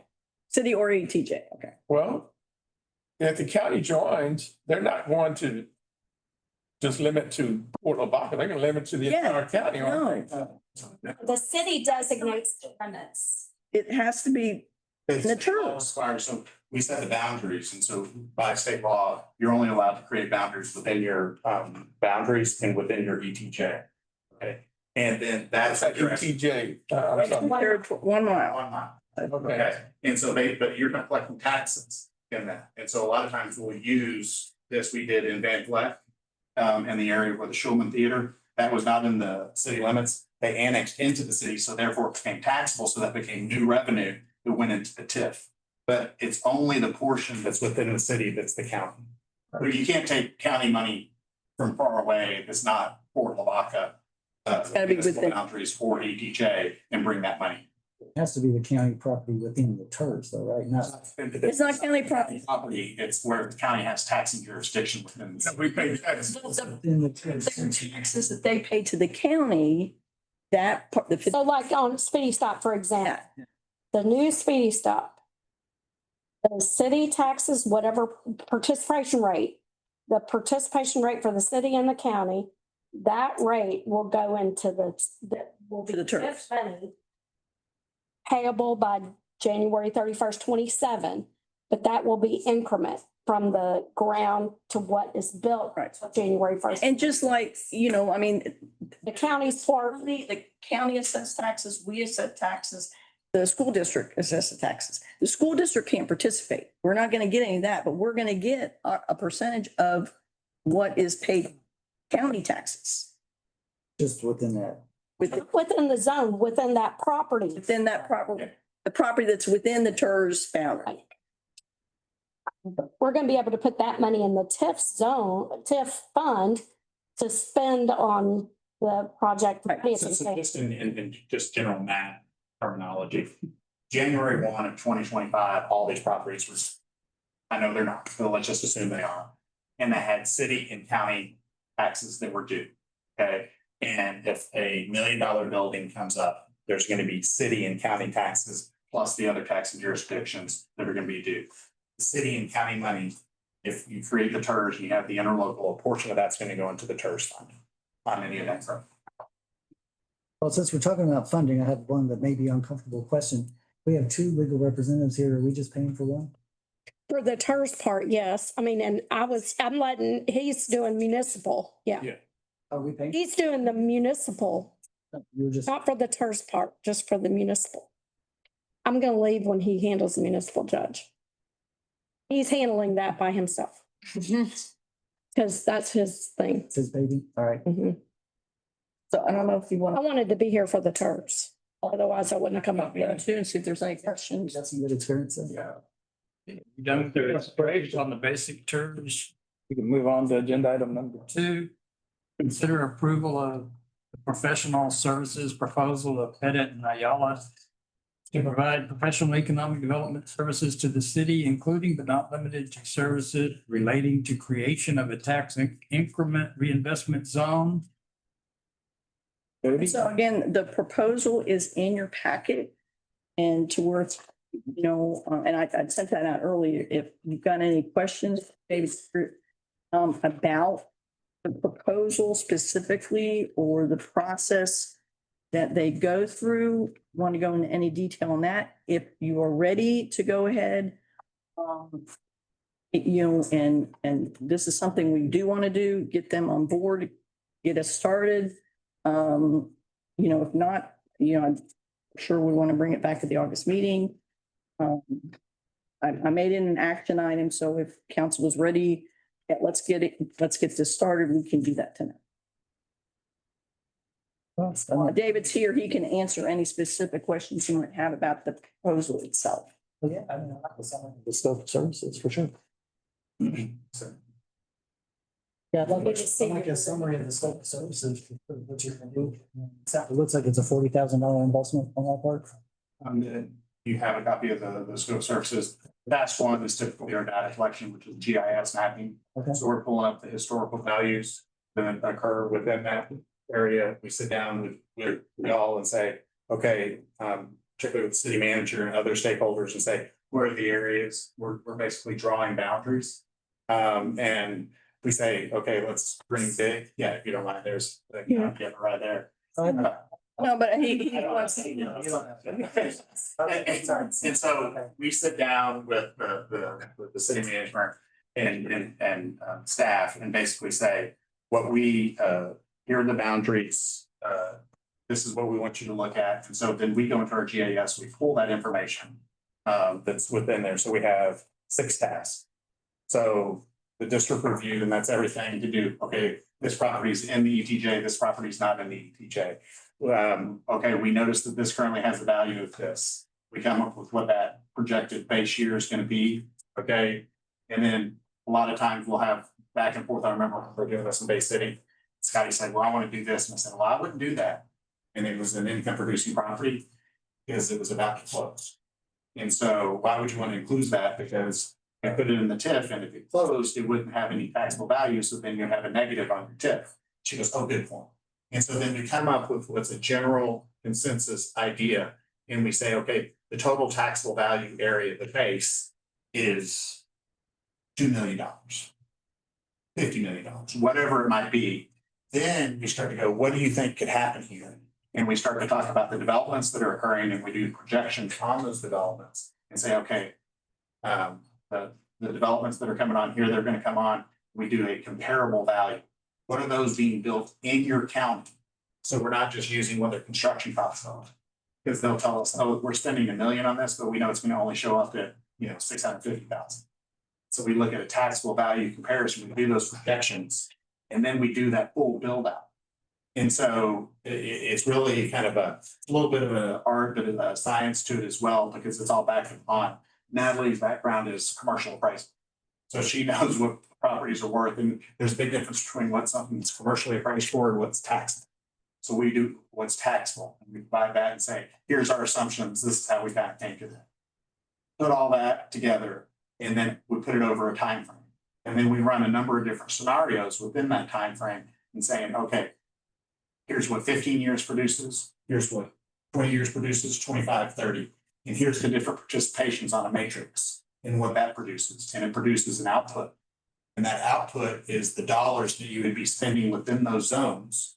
Now, once again, they're projections, but we have a pretty good start on real projects that are going to be funding some real dollars that are going to be going into there. And then we solidify everything that y'all time talked about into a project and financing plan. So the creation ordinance, it's real important to get that correct, that you have the boundaries, meets and bounds. So we do the meets and bounds for each of the little areas that we're going to have. Sometimes Natalie gets a little crazy looking at the computer screen, but you have to legally describe this because that be done by law. We do the boundary, the TIF, the project financing plan, the term, the participation, TIF board. The TIF board can be anywhere between 5 and 15. We typically put the number of council members plus one, each taxing jurisdiction participates gets 1. Sometimes that can move up to 2 per law. And then we prepare all of your resolutions, ordinances, participation agreements, your interlocal we present to the county. We have the standard interlocal agreement that we've negotiated over the years that we find, okay, your money, they don't want city hall or county money to go pay for your city hall. Okay, so we'll kind of exclude that. So we're basically here to walk through that process, but the secret sauce, to be quite honest with you, is our projections. It's what do we think can happen in these areas and what's right for the development. And that's going to be in conjunction with you guys in doing that. Now we know that we have the speedy, there's a Speedy stop. the speedy stop, and we have others. Those are going to be known revenues. So I can tell you off the bat, if you do this now, you're gonna have this X amount of money in that TIF to start there. And then if we have these others, this could be a nice residential development. We think the build out on that's going to be 5 to 10 years. And so forth. There's lots of spreadsheets involved in the project and financing plan. So, I mean, y'all will see a lot of data that's driven. And then, I mean, as the years progress too, those can be updated And I suppose I assume we can set up a committee of up to 3 council that can sit on. yeah, and in Bay City, it's not like what they said with 7 council members, or they have 6. At least come up with. They have 3 council members but they have a lot more participants. But you could even make a TIF committee of 5, right? You could have 4 council members or 3 council members and 2 county members or. But I think what the city manager's like too is just a task force to look Yeah. at these areas because Right. in Bay City, we're fortunate that we work with the city manager and they seem to have the pulse of what they think's happening in the city. But if there's another interested council member, we have a small working group. And then we can have representatives from BDC sit down. They know what the buzz is and. And so when we were in Bay City, we were with Jessica Russell and she goes, oh, there's something coming over here. I can't tell you what it is, but it's 100,000 square feet and it starts with a W. And, you know, I mean, she can give us a lot of detail that otherwise we wouldn't know. So it's kind of revenue projecting and forecasting that you would be doing for your budget for a 30-year time. And then looking at that revenue, then the other key piece is how that money is going to be spent. And what's the priority? Is the priority Main Street? Is the priority Rosewater sewer drainage? Is the priority? And so we work with those to come up with a project budget, but give you some flexibility to where you can be adaptive to what the city needs. And also if the developer comes forward and says, okay, I don't need much, I just need help with my retainage. And I'm generating, and we always make those individual agreements performance-based. You eat what you kill, if you will, because you kind of go through the process. There's not a lack of paperwork that goes into creating.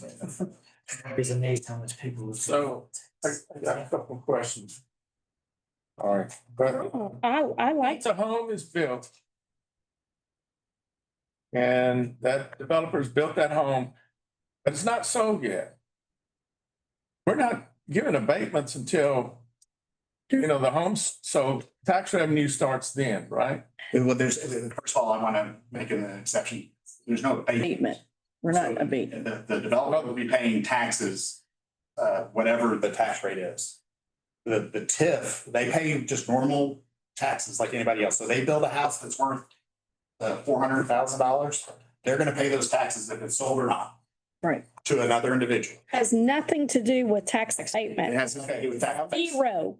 But do they ask for abatements as part of coming in? Hey, you know what? We're gonna Basically, this subdivision, a lot of them will come in and say, we met with your development services. You want a retention pond and you want your streets to be 35, not 28. We think that's excessive. We think y'all are being unreasonable. Here's the cost that we've assessed. We think we can pay for it through the TIF. And so basically that's a consideration for the TIF. So developers, if they're additional, and they have to prove to you that they need that. And that's kind of where we kind of come in on the advisory role and say, okay, are they going to do this? And a lot of times they're only going to do the bare minimum with what city code. Sure. So, It is I like completely irrelevant to abatement. Yeah. I like what I've heard, and I think that it could benefit Port Lavaca. Why don't we wait till we get the county on board with the financial commitment from them? I will, you can't enter into an interlocal agreement until you have, only a city in the state of Texas can create a TIF. And so you can have, we've already had a conceptual Well, discussion. what's this about the county then? Okay, no, let me finish. So you have only the city, counties can't create TIFs, all the cities. So they can participate through interlocals, but they're not going to participate unless you have a boundary and a plan. And you have to go through this process before you can enter into the interlocal agreement. You can talk to them conceptually and they've applied, judge has, hey, this is something you'd be interested in. Judge Lissy, we're considering the TIF TERS. Boundary is Port Lavaca. You can't be. Can't do. Can't be. Come on, Center we're Portland. not gonna go out. Can't go, you can't be bigger than 50%. But that's just within Port Lavaca. You can't have more than 50%. I didn't say it was Port Lavaca, I said within Port Lavaca. Okay. Okay. Kind The of. boundaries is within Port Lavaca. Yeah. And we want you on 50% on board. Can we I mean, do that? You want a pre-agreement before we? the best they I mean, can do, otherwise maybe we'll be some holding the bag. solution. I don't know. We can Be still, holding the bag on, I want to say that. What would you be holding the bag on? Because We were gonna get a commitment, I'd like to see to get a commitment for them to be half in on paying the But they professional can't until services. you have the TIF. Till it's in place. So you have an agreement, can't have an agreement to agree, you kind of have conceptual. And so along the way, as you present them with the plan, they can make a decision, yes, we're going to participate, and yes, they're not. You can make the decision at that time. We're not gonna go forward without the county's participation if they told you no for some reason. So you just don't finalize the creation of the TIF. But you at least have to have the plan in place in order to have it as an attachment to an agreement for them to have specifics of what they're participating in. If that makes sense. It's similar to what we're doing now. If you were to choose to engage with us, then we could begin to work on the boundaries and have boundaries that we present to city council. Get your buy-in on these are the boundaries, and then give the county an opportunity to brief them and say, these are the boundaries. Is there any area that the county would like to potentially spend money on that we're excluding, and get their buy-in there? And then what we can't necessarily get a formal action, but for discussion, you can get a pretty good read on, you know, if you guys were to include this, we think the county would have an appetite. So I can imagine the county is gonna wanna put that land behind the dealerships that they acquired to do the. And Brookwood had intended on. The convention center. Yeah, that's what The dealerships behind the stop. Remember, they wanted to do like what they have in Texana. Yeah, the question that you're asking is very common because we just did this in another city. Last Monday, I was at a commissioner's court. Our contract had been signed, but I had to present what I just presented to you and those commissioners. I can't tell you who it was because it's executive session, but they all said, looks good to us. Now, where's the details? The devil's in the details, but you have to have the details to have it as an attachment to an agreement. But everything I've heard today, it looks like the county's on board. And then to give them an opportunity to share their input and to just not say, okay, we're just taking whatever the city gives us and stamping it. To give them an opportunity to add to those additional zones. I think that's good. So when we had him down before and Natalie down before, I think all the commissioners were there and the judge. Yeah. And they were all very supportive. They can't commit without a meeting, but they were all, oh, this is cool. You know, they were. They're very, very nice to us and Port Comfort signed there. We're looking at a number of. Say Port Point. Wait. Port Comfort, yes. And so we're working along with them on kind of capturing those areas that they think good for future I development. guess Point Comfort thought, oh yeah, the county, because they were all there and they said, oh yeah, the county was very receptive to that. So I guess they felt when they signed the agreement that, yeah, we feel like the county will participate. But if they don't, you're still putting your own money aside. And like I said, I mean, the judge was planning on coming tonight, but he had, something came up and he wasn't able to come. But he did go out of his way today to call me so I could share with council, again, he can't make a commitment without, on the board, without any, without the commissioner's court taking official vote. But he did say that, that they are generally very receptive of the idea. Anybody want to make the motion? Well, I'll make the motion because I feel like it's gonna really impact my district, so. I'd like to approve the professional service proposal of Pettit and Ayala to provide professional economic development services to the city, including but not limited to service relating to creation of TERS. Second it. For a lump sum of $40,000. We want to include that in the motion. It's for, yes. Say it out loud or. That's what we know. That's what we're committed to. You, the amount in the amount. Yeah, sure. Yes. Second it.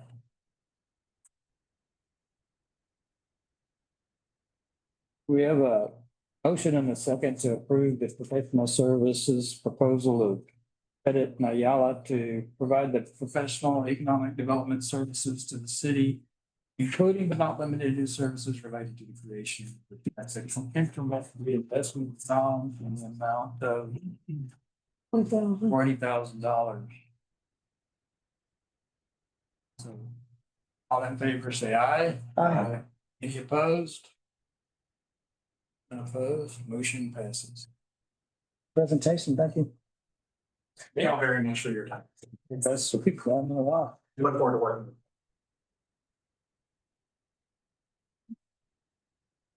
Okay, now we're at item number 3.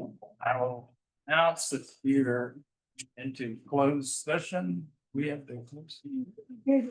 Every two. Let's think about it. Emery, so what you thinking about? We can use that money. Action. Regard to matters in closed session. Okay. Okay, Daniel. All right, we ready? Yeah. I'll make a move to recommend that we remove Judge Pettis' position on the basis of incompetence, or what was the other word? Misconduct. Misconduct. You said misconduct. Basically, he did not want a magistrate.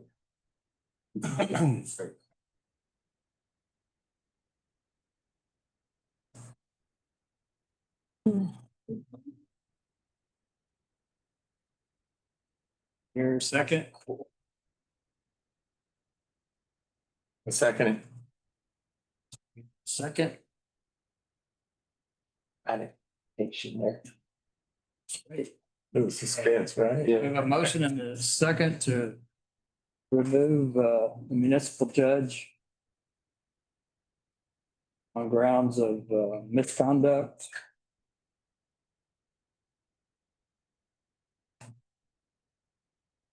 There's another word of misconduct and what?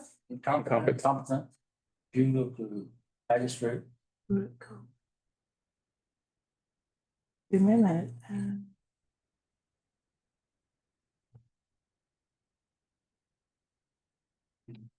Just really, okay, I got it.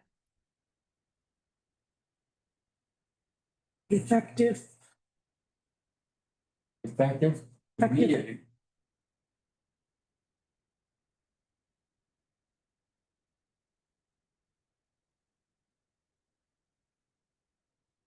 Okay, all right. A motion and a second. To remove the municipal judge immediately for misconduct and incompetence. Have a vote, all in favor, say aye. Aye. Okay.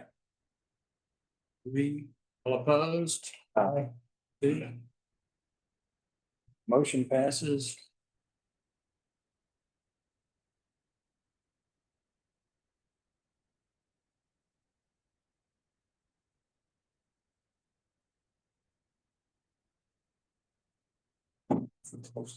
We want to proceed with anything for appointing us. So do I say I move to, You too. Motion. I make a motion to, for an applicant to post the, Direct the city manager to yes. post for that, for the municipal judge position. I move to direct the city manager to post for the municipal judge position. Second. Motion and a second to post for municipal judge position. All in favor, say aye. All right. Opposed, same sign. Hearing none opposed, motion passes.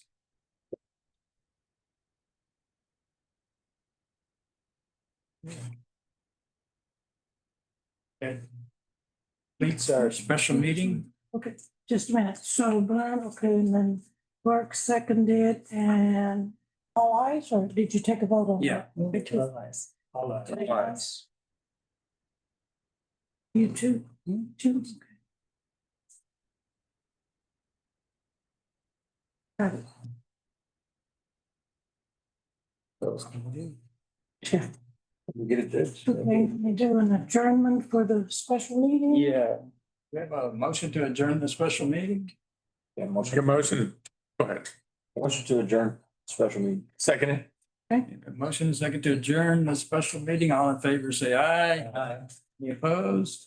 None opposed, motion passes. We'll move to our workshop session. Call to order the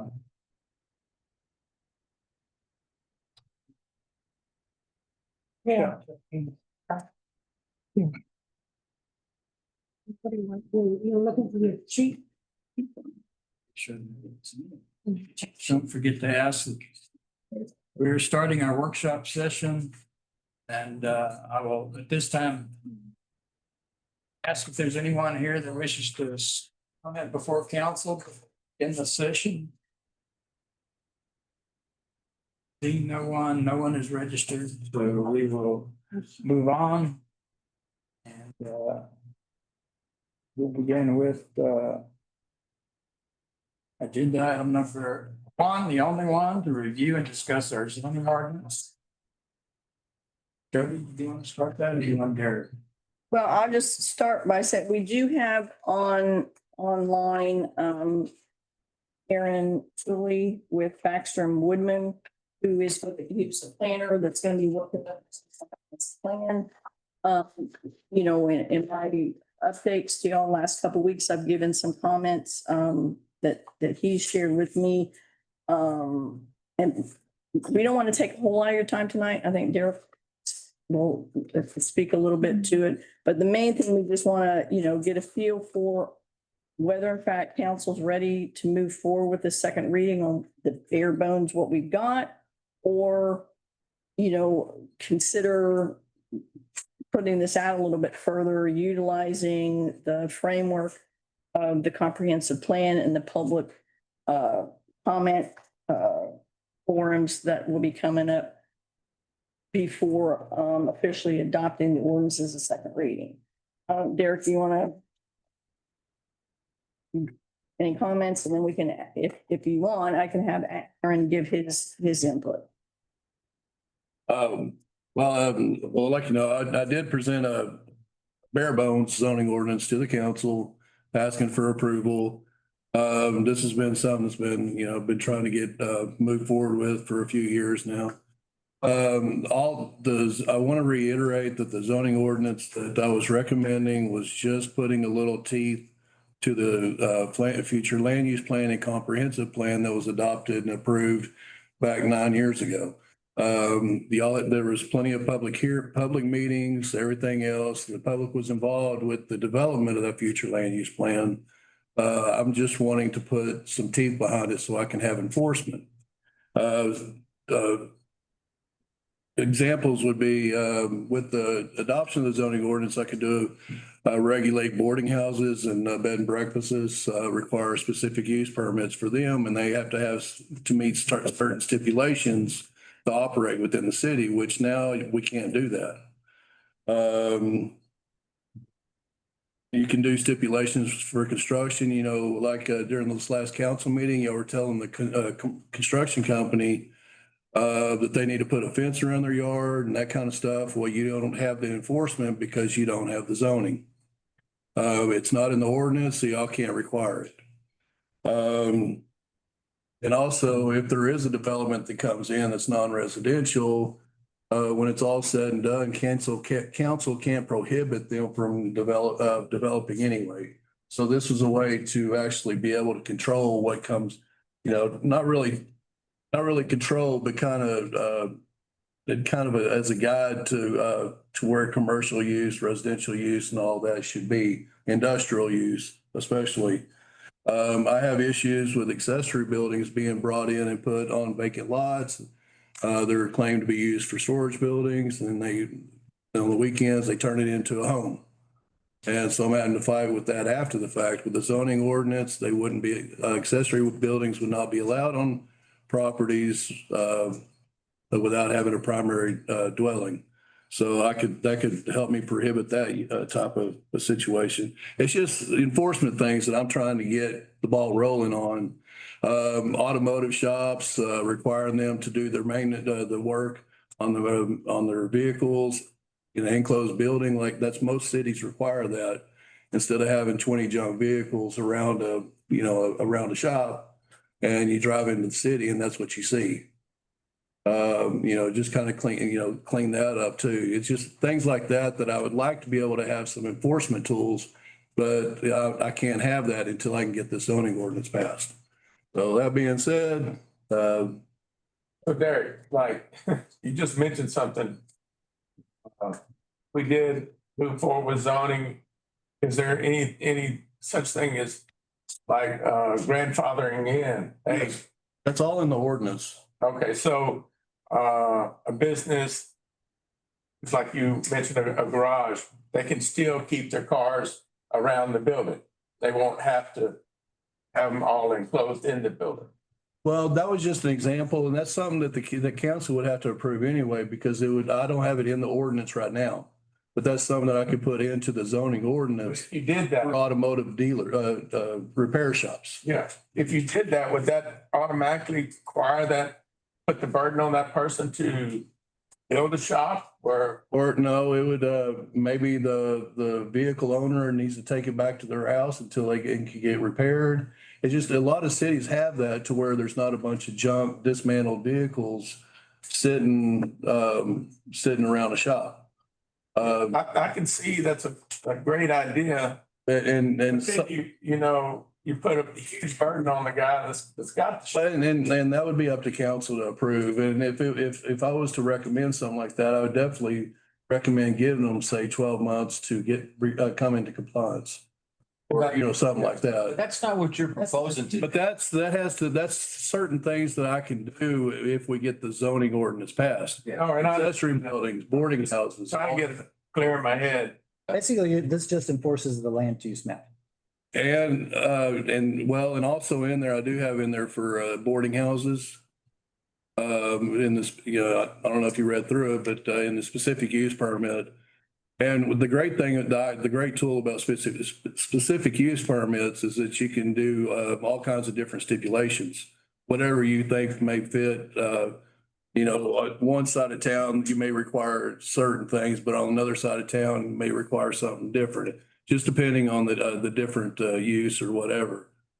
But that was one way I could help with the control of the boarding houses, because y'all did say that, we need to find a way to control that. And that's one method of doing that. Can we include in the an accumulation of cars like the ones that I've been telling you about over there? Well, those aren't dismantled, or those are all registered. Accumulation of cars, and it looks like a car dealership, you got. You can put any kind of stipulations you want in a zoning ordinance, but yeah, so. So we can put a stipulation. You could, yes. It'd be. And they have, you mentioned something about working on their car. They have been working on. Then when they come out, they go over the curb and then they take off like it's a race area, and they spin out and they do all kinds of stuff. They come at 10 o'clock at night making all kinds of noise, Okay, well, yeah, like I said, I was just giving you some examples of some things that I can enforce with or in the future enforce with the adoption of the zoning ordinance. And like I said, I'm not changing anything that was not approved 9 years ago when y'all had all the public hearings and everything was adopted and approved. I'm not changing anything. It's just getting some teeth on what we have. I like the idea of having a. And you're talking about grandfather, and there's in there, it has about the non-conforming use of building or structure, or non-conforming use of land. It has all that stuff and what the requirements are, or how it falls into there. So, but anyway, that's my 2 cents. Can we hear Thank you, from Darren. Aaron to hear Yeah. what comments he got? Yeah, Can we hear from Aaron? Oh, yeah. Since he You had. just asked me to give my, yeah. Oh, Aaron, no, it's fine. I mean, Yeah. I know kind of walk through what we talked about the other day as far as, what we're looking at trying to accomplish with the comprehensive plan with this grant, and how we can, do this to. One option, as we talked about, is maybe work towards a full adoption of, again, a very basic plan later this year for implementation first part of 2026. Or if we were to adopt something basic now, then how we could, be educating the public about what we've got and how we're planning on changing that or adding to that or morphing that into something different as we study and could most likely refine and change our land use plan. Okay, thank you for that lead in. Good evening, Mayor and Council. Thanks for inviting me to come before you all to talk a little bit about this subject. And let me say from the get-go that I totally appreciate everything, all of the important reasons why Derek would like to move forward on this as quickly as possible. Just to be able to have an enforcement kind of tool within his capacity, within the city's capacity, to regulate development and to ensure predictable development. Very important. As a planner, we are currently actually going through this very kind of thing with the city of Alvin right now, where we're preparing their comprehensive plan. We're about 3/4 of the way through it. And at the very beginning of that whole program, they were very interested in exploring the dimensions of zoning and whether or not the city and the city's residents would be ready for adopting zoning, because we have seen in the past that this can be, if it's not really fully disclosed and laid out to the public, it can become a very contentious kind of series of issues. People will immediately start thinking that this is a land grab, that they don't want people telling them what they can and cannot do with their land, etc. I think we've probably all heard those kind of arguments. So it's very important that we take the time to educate your constituents. Now, as Derek had mentioned, it sounded like in 2016 that may have happened. So that's good. So maybe and I might be thinking worst case scenario, which is kind of important to do when thinking about zoning. But as the city manager had mentioned, one thing that we were considering was how we might utilize the comprehensive plan's public engagement program to, again, roll out zoning, talk about the value of zoning in ensuring predictable development, et cetera. So that might be a good thing to be able to do, but that would delay adopting a zoning ordinance. I could see spending the fall really utilizing our community open houses and neighborhood workshops and small group listening sessions to bring up zoning and talk about it in that kind of forum. So, but the other things that I'm a little interested in is, first of all, although Derek has sent us his draft zoning ordinance, we have not had the time or we haven't taken the time to thoroughly review the zoning ordinance. So we are very interested in doing that, and hopefully we can allow you as urban planners who've kind of been through. The other thing I am a little nervous about is that this comprehensive plan will result in a future land use map. I can't imagine that it's going to be a whole lot different than the 2016 future land use plan that was adopted as part of your 2016 comprehensive plan. But there could be some changes. And so it would be nice to be able to leave that kind of flexibility open to where we could think about some changes, which might be a little bit more difficult if we are thinking about zoning districts and how. And let me back up and say that typically, as one council member had mentioned, that the zoning ordinance is a tool of regulating and enforcing your future land use map, of course. There should be a one-to-one relationship between the designated land uses of the future land use map and the zoning districts that are laid out in your official zoning map. So having that one-to-one relationship is very important. I can't imagine how the zoning ordinance could be crafted without tying it to the 2016 comprehensive plan to some degree.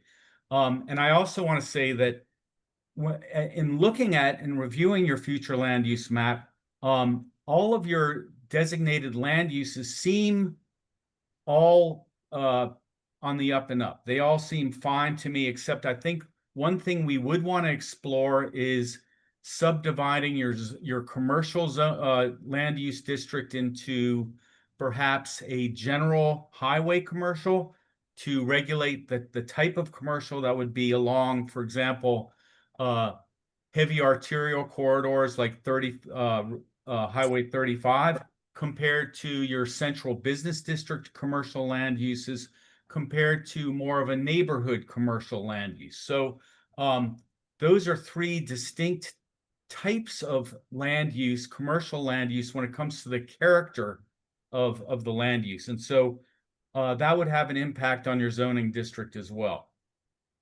The other thing that that I wanted to bring up, then we've talked about it with the city manager and Derek, is that of course you would need to stand up a zoning board of adjustments. This would be a regulatory body that would provide flexibility and fairness in the application of your zoning regulations and that kind of thing. So that would also take some time to stand up.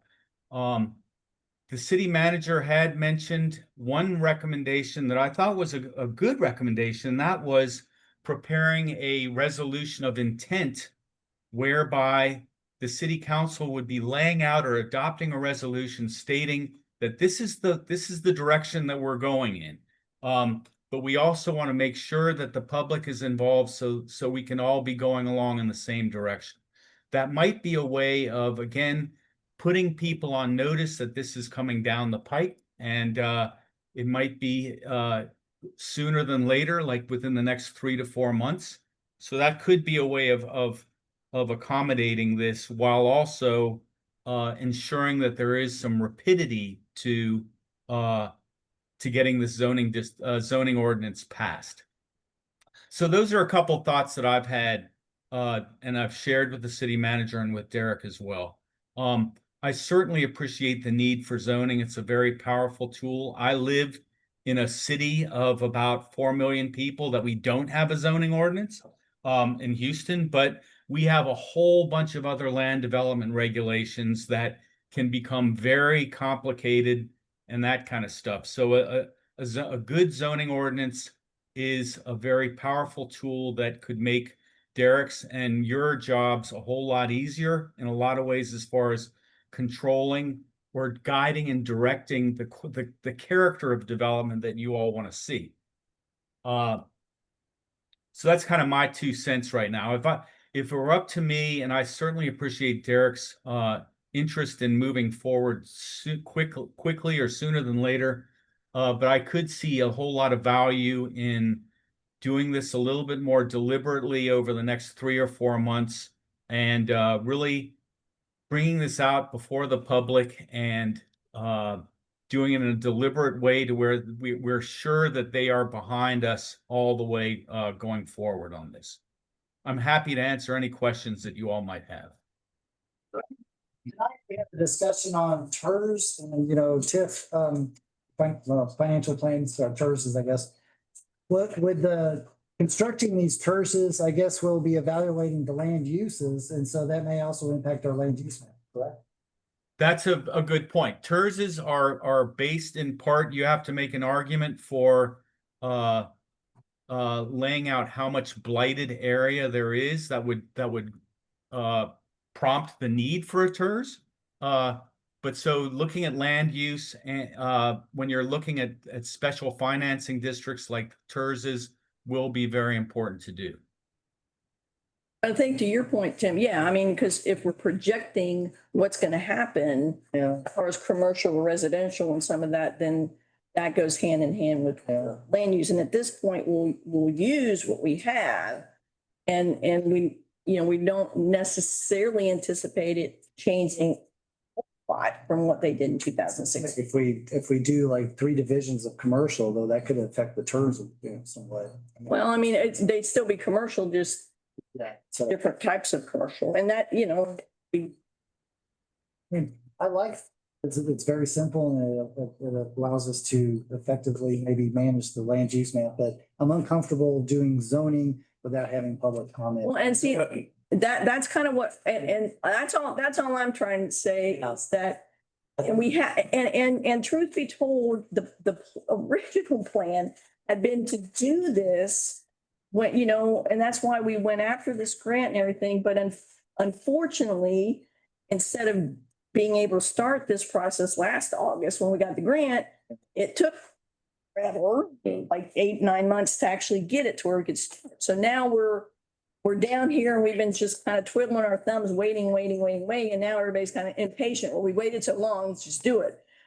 All I'm advocating for is that, and in talking to Aaron, we can incorporate initially in some of our, already planned public engagements as far as a comprehensive plan and target some of that, early in the process, letting them know about zoning and trying and educating the public. So then when we do adopt this, they're on board too. And we don't, because we all know Right. nobody really pays attention until it's all said and done. And then we're gonna have people in here, well, why did you do this? Why'd you do this?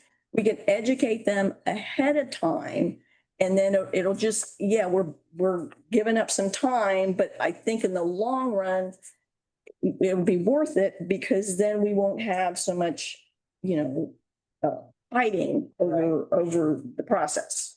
I don't see it that way, Jody. I think that the future land use is a good plan already. And it's already kind of laid out in a way that, it makes sense to me. And if somebody does want to come in and challenge that, if we adopt this ordinance today, that's their right and we will hear them out and get a variance. So it's not like this is it forever. We're done. Don't come back. That is true. Each situation could be different. Yeah. And the people that will be doing the development, they're gonna want to see this and we need it for the TERS. So. I mean, It makes it a lot clearer. And I don't think there's a whole lot more homework to do on this. I think the public should know about. yeah, I mean, that's it. There's nothing tonight. It's just a workshop. Yeah. But we, if the consensus, or if I don't get a consensus one way or another, we can bring it back for a vote on the second reading. And then at that time, you can either pass it, approve it, pass it, or just turn it down and we can bring it back up again later. But, Or we don't even have to bring it back in August. I would bring it back in conjunction. Like I said, what we were looking at is, maybe bring it back for something later this fall. But the other thing to think about, if part of the deal is making sure the public is aware of what we're doing, kind of put them on alert. And that's when I came up with this idea. One option would be to adopt a resolution so they know it is our intent, we as a city council, it's our intent to pass a zoning ordinance in the next 6 months or whatever it might be, and puts the public on alert. Okay, if you're interested in this, this is time to start paying attention, because this is going to happen. We're still working at the details of it, whatever, and there'll be opportunities for public input. And I like a lot of people have said, the public has buy-in that way, they can be convinced. If it's already written, they don't feel like they had buy-in. Public came up with the future land use plan. So they had their buy-in already. They had the most input on that. Right? I think it is a courtesy to the public to let them know, hey, we're moving forward with it. And I think they will have more buy-in that way, Justin. That's all. What does it look like, Jody? You're gonna put it in the paper, you're gonna put it on Facebook? How are you gonna get engagement quickly? Well, we've got, I think I've sent this out, but at the next agenda on August 11th, we will be officially approving KSBR's contract, which subcontracts with them. So they will be on the official contract. As you recall, we had selected them and we were working on the details of the actual wording, the contract and everything. And I believe I've sent that out. And if I haven't, I'll do it again. But then at the next meeting, we'll officially put them under contract. And in there, they've got a very detailed schedule. And I think we had talked about, we could even, push up. I think right now, the initial meeting might have been in November. As far as public forum. But if that's so, we could even bump it up to October if we wanted to. But there's a series of, workshops with, would be our planning board and visioning committee, probably. Any members of council could come in there. And then there's a larger public forum that would probably be at the Bauer Community Center, where the communities invited to come, where we can educate, kind of give them on notice, this is what we're doing, take get feedback.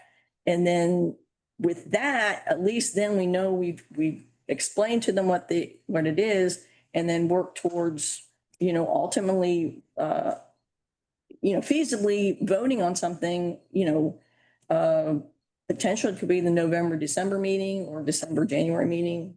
It's the only thing that puts a time frame on it, to me, and I may be looking at it wrong, is the creation of this TERS. Is that gonna factor in? It does, I mean, no, I don't think they complement each other, but there's not, you don't necessarily have to have one to have the other. I mean, you can have zoning without TERS, and you can have TERS without zoning, it just, but they do complement each other and they work well together, but they're not, Same. you don't have to have one to have the other. So Aaron, are you thinking that it's like 3 to 4 months or 5 months? I mean, we're not talking 12 months, right? No, sir. I think that we could accelerate, as the city manager was mentioning, we do have a fairly robust public engagement program that we could accelerate somewhat to where we could we'll be starting out, we were hoping sometime late in August with a series of small group listening sessions. We're going to be having at least 4 to 6 neighborhood workshops where we will be going out to key neighborhoods that you all identify, speaking with residents. We're trying to target those people that will not come to City Hall to a community open house. We want to go out to where they are. But we'll also be conducting at least 4 or 5 joint workshops between City Council and the Planning Board. And then we'll also be developing community open houses as well, to where those will be community-wide forums where we will be laying out our findings. During the first one, it'll be more of a visioning kind of open house. And then the second one would be more of an implementation-oriented open house. So there are multiple venues through which we could discuss zoning, most importantly, answer people's questions about zoning. We also discussed how we could utilize the city's social media platforms as far as getting the word out about what is zoning. So as the city manager was mentioning, we don't want to blindside anybody with this kind of stuff. And we want to make sure that they feel like, as you all have said, they feel like they've had some buy-in and into this whole kind of program. So and I think if I remember right, Aaron, on the schedule you've got in the contract right now, that first bigger public forum, I think, was in November, right? I think you're right, and I think that we could definitely accelerate that or make it so it happened toward the beginning of October, or even the end of October, but or a something few like weeks that. early. Yeah, whatever would work for you all. We don't want to conflict with the fair. But Anyway, we're thinking that we could get through this kind of education kind of process in the fall, so then we could hit the ground running in the beginning of the year with adopting a well-informed zoning ordinance. And then I think the other thing, or I was thinking, one advantage would be in adopting some sort of resolution that we could then start advertising for and soliciting members for the Zoning Board of Adjustments. Yeah, because the planning board will be the zoning and It's not gonna change. planning and zoning, Right, but then we need the other board. right. That way we could have people get interest and then they could make sure they attend these meetings, whatever. And so whenever we adopt it, we can hit the ground running and we're not still trying to, create some of these boards and stuff. Anyway, that's. Feel like you have consensus? I don't know. Is the consensus that hold on for a while, or do you want me to bring it back for an official vote? We passed it, right? So we passed it First reading. Yeah. So does that say we have to bring it back? We can bring it back to second reading whenever. You have 2 readings, as long as you have. But there's nothing that says we have to bring it back at the next meeting does it. We can wait 2 months if we want to. Someone, as long as we bring it back at some point. Yeah. So what will we be waiting on?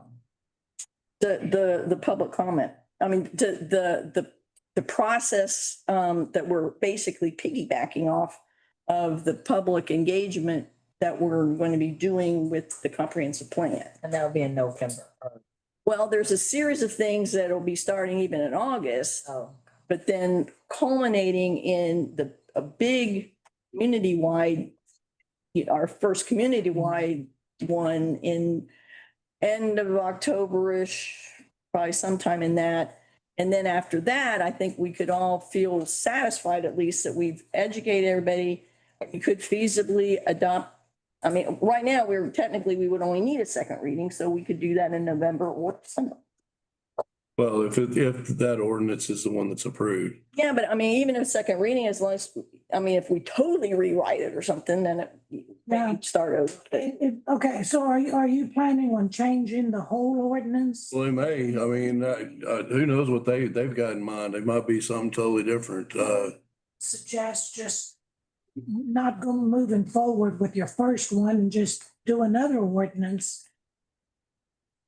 Yeah, we'll see what again, they're not officially engaged yet, which is,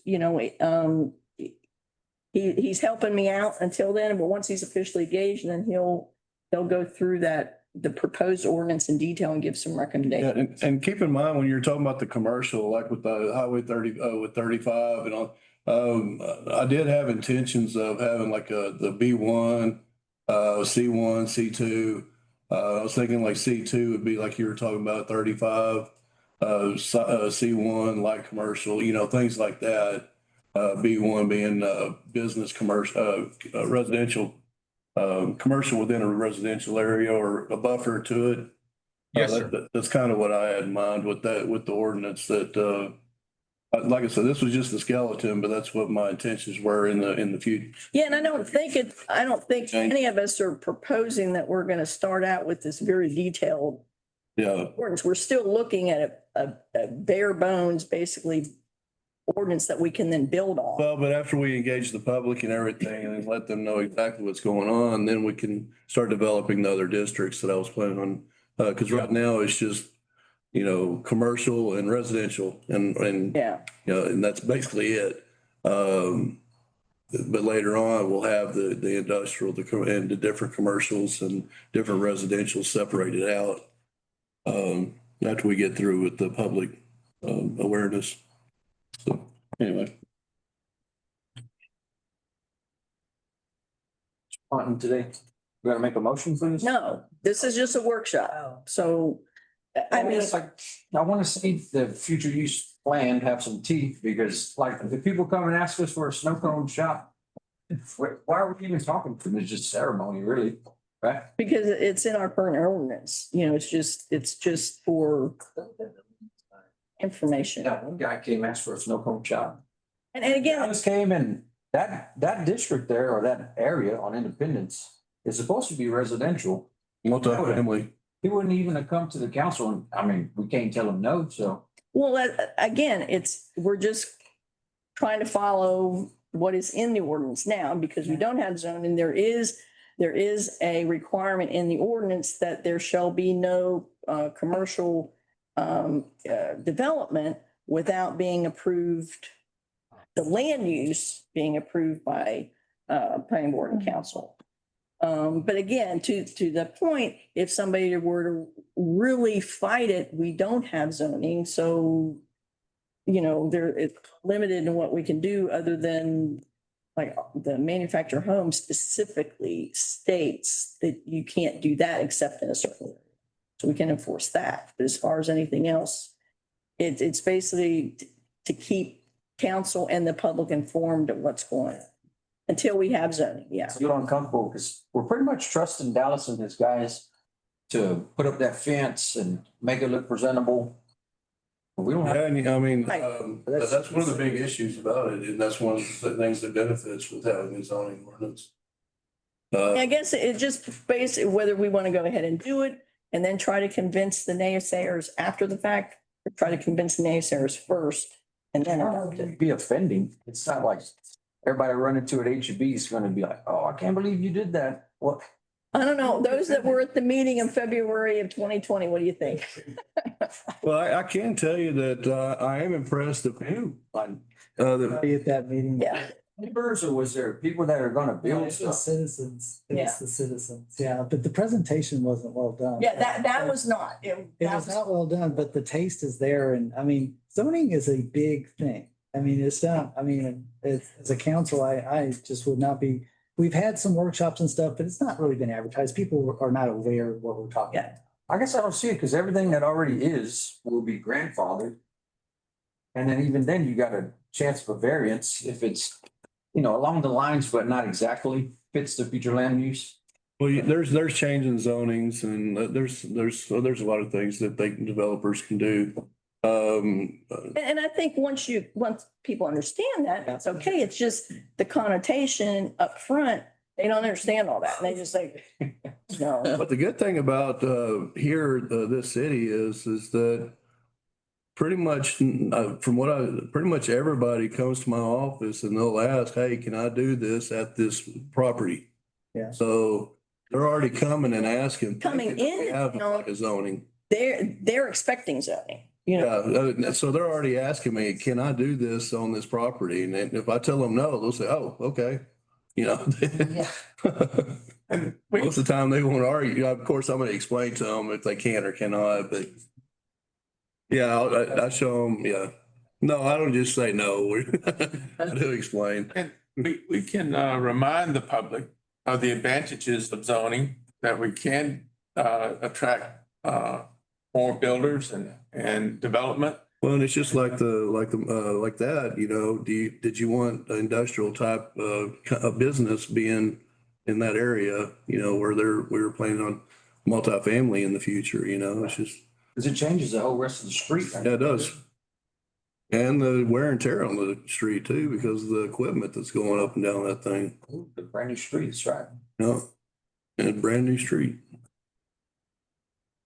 Anyway. What are you gonna bring us next meeting? Anything? I mean, does anybody violently object if we just wait at least another month, mull it over, or do you want me to bring it back for an official vote in August? I like to have some of these public meetings first. Yeah, I would too. Yeah, introduce it and then see. I think it'll go more positive with that. Because if we don't bring it in August, I mean, the next opportunity would be in September, and we have at least some of our smaller meetings at some point. You know, we could have a public meeting, be sure and post the comments and things that are made on Facebook and also in the newspaper, ask the newspaper to post it, that, hey, these are things, the changes we're thinking about. That gives everybody an opportunity to, you know, adjust to the change. Does anybody see any advantage to preparing some kind of an official resolution, or just don't worry about that? Well, I think, like you said, when we adopt them in the next meeting, we can make it explicit in there. These are the things that we're attacking with this. Oh, when we approve his contract, you mean? With the contract, yeah. Say these are the areas that we're addressing with this contract. Okay. So, yeah, that's kind of the resolution, maybe. Okay. It's not going to deter us from getting a TIF or TERS. No. That's what. No. That was part of your concern There's- too, wasn't it? They're separate tracks, but they complement. Industrial instead of like they should be, or to the. Yeah, that's. I mean, again, at this point in developing the TERS and the projections, in lieu of additional information, we'll use the 2016 land use plan because that's all we got. And we may have come up with some recommendations through that TERS process to say, well, you know, maybe this should be. Which we can still factor in there in our discussions. Okay, all right. Motion adjourned. Yeah. Hang tight. Really quickly. So did they adjourn? No. Okay, go ahead and adjourn. And then I have to say something. Motion? Second.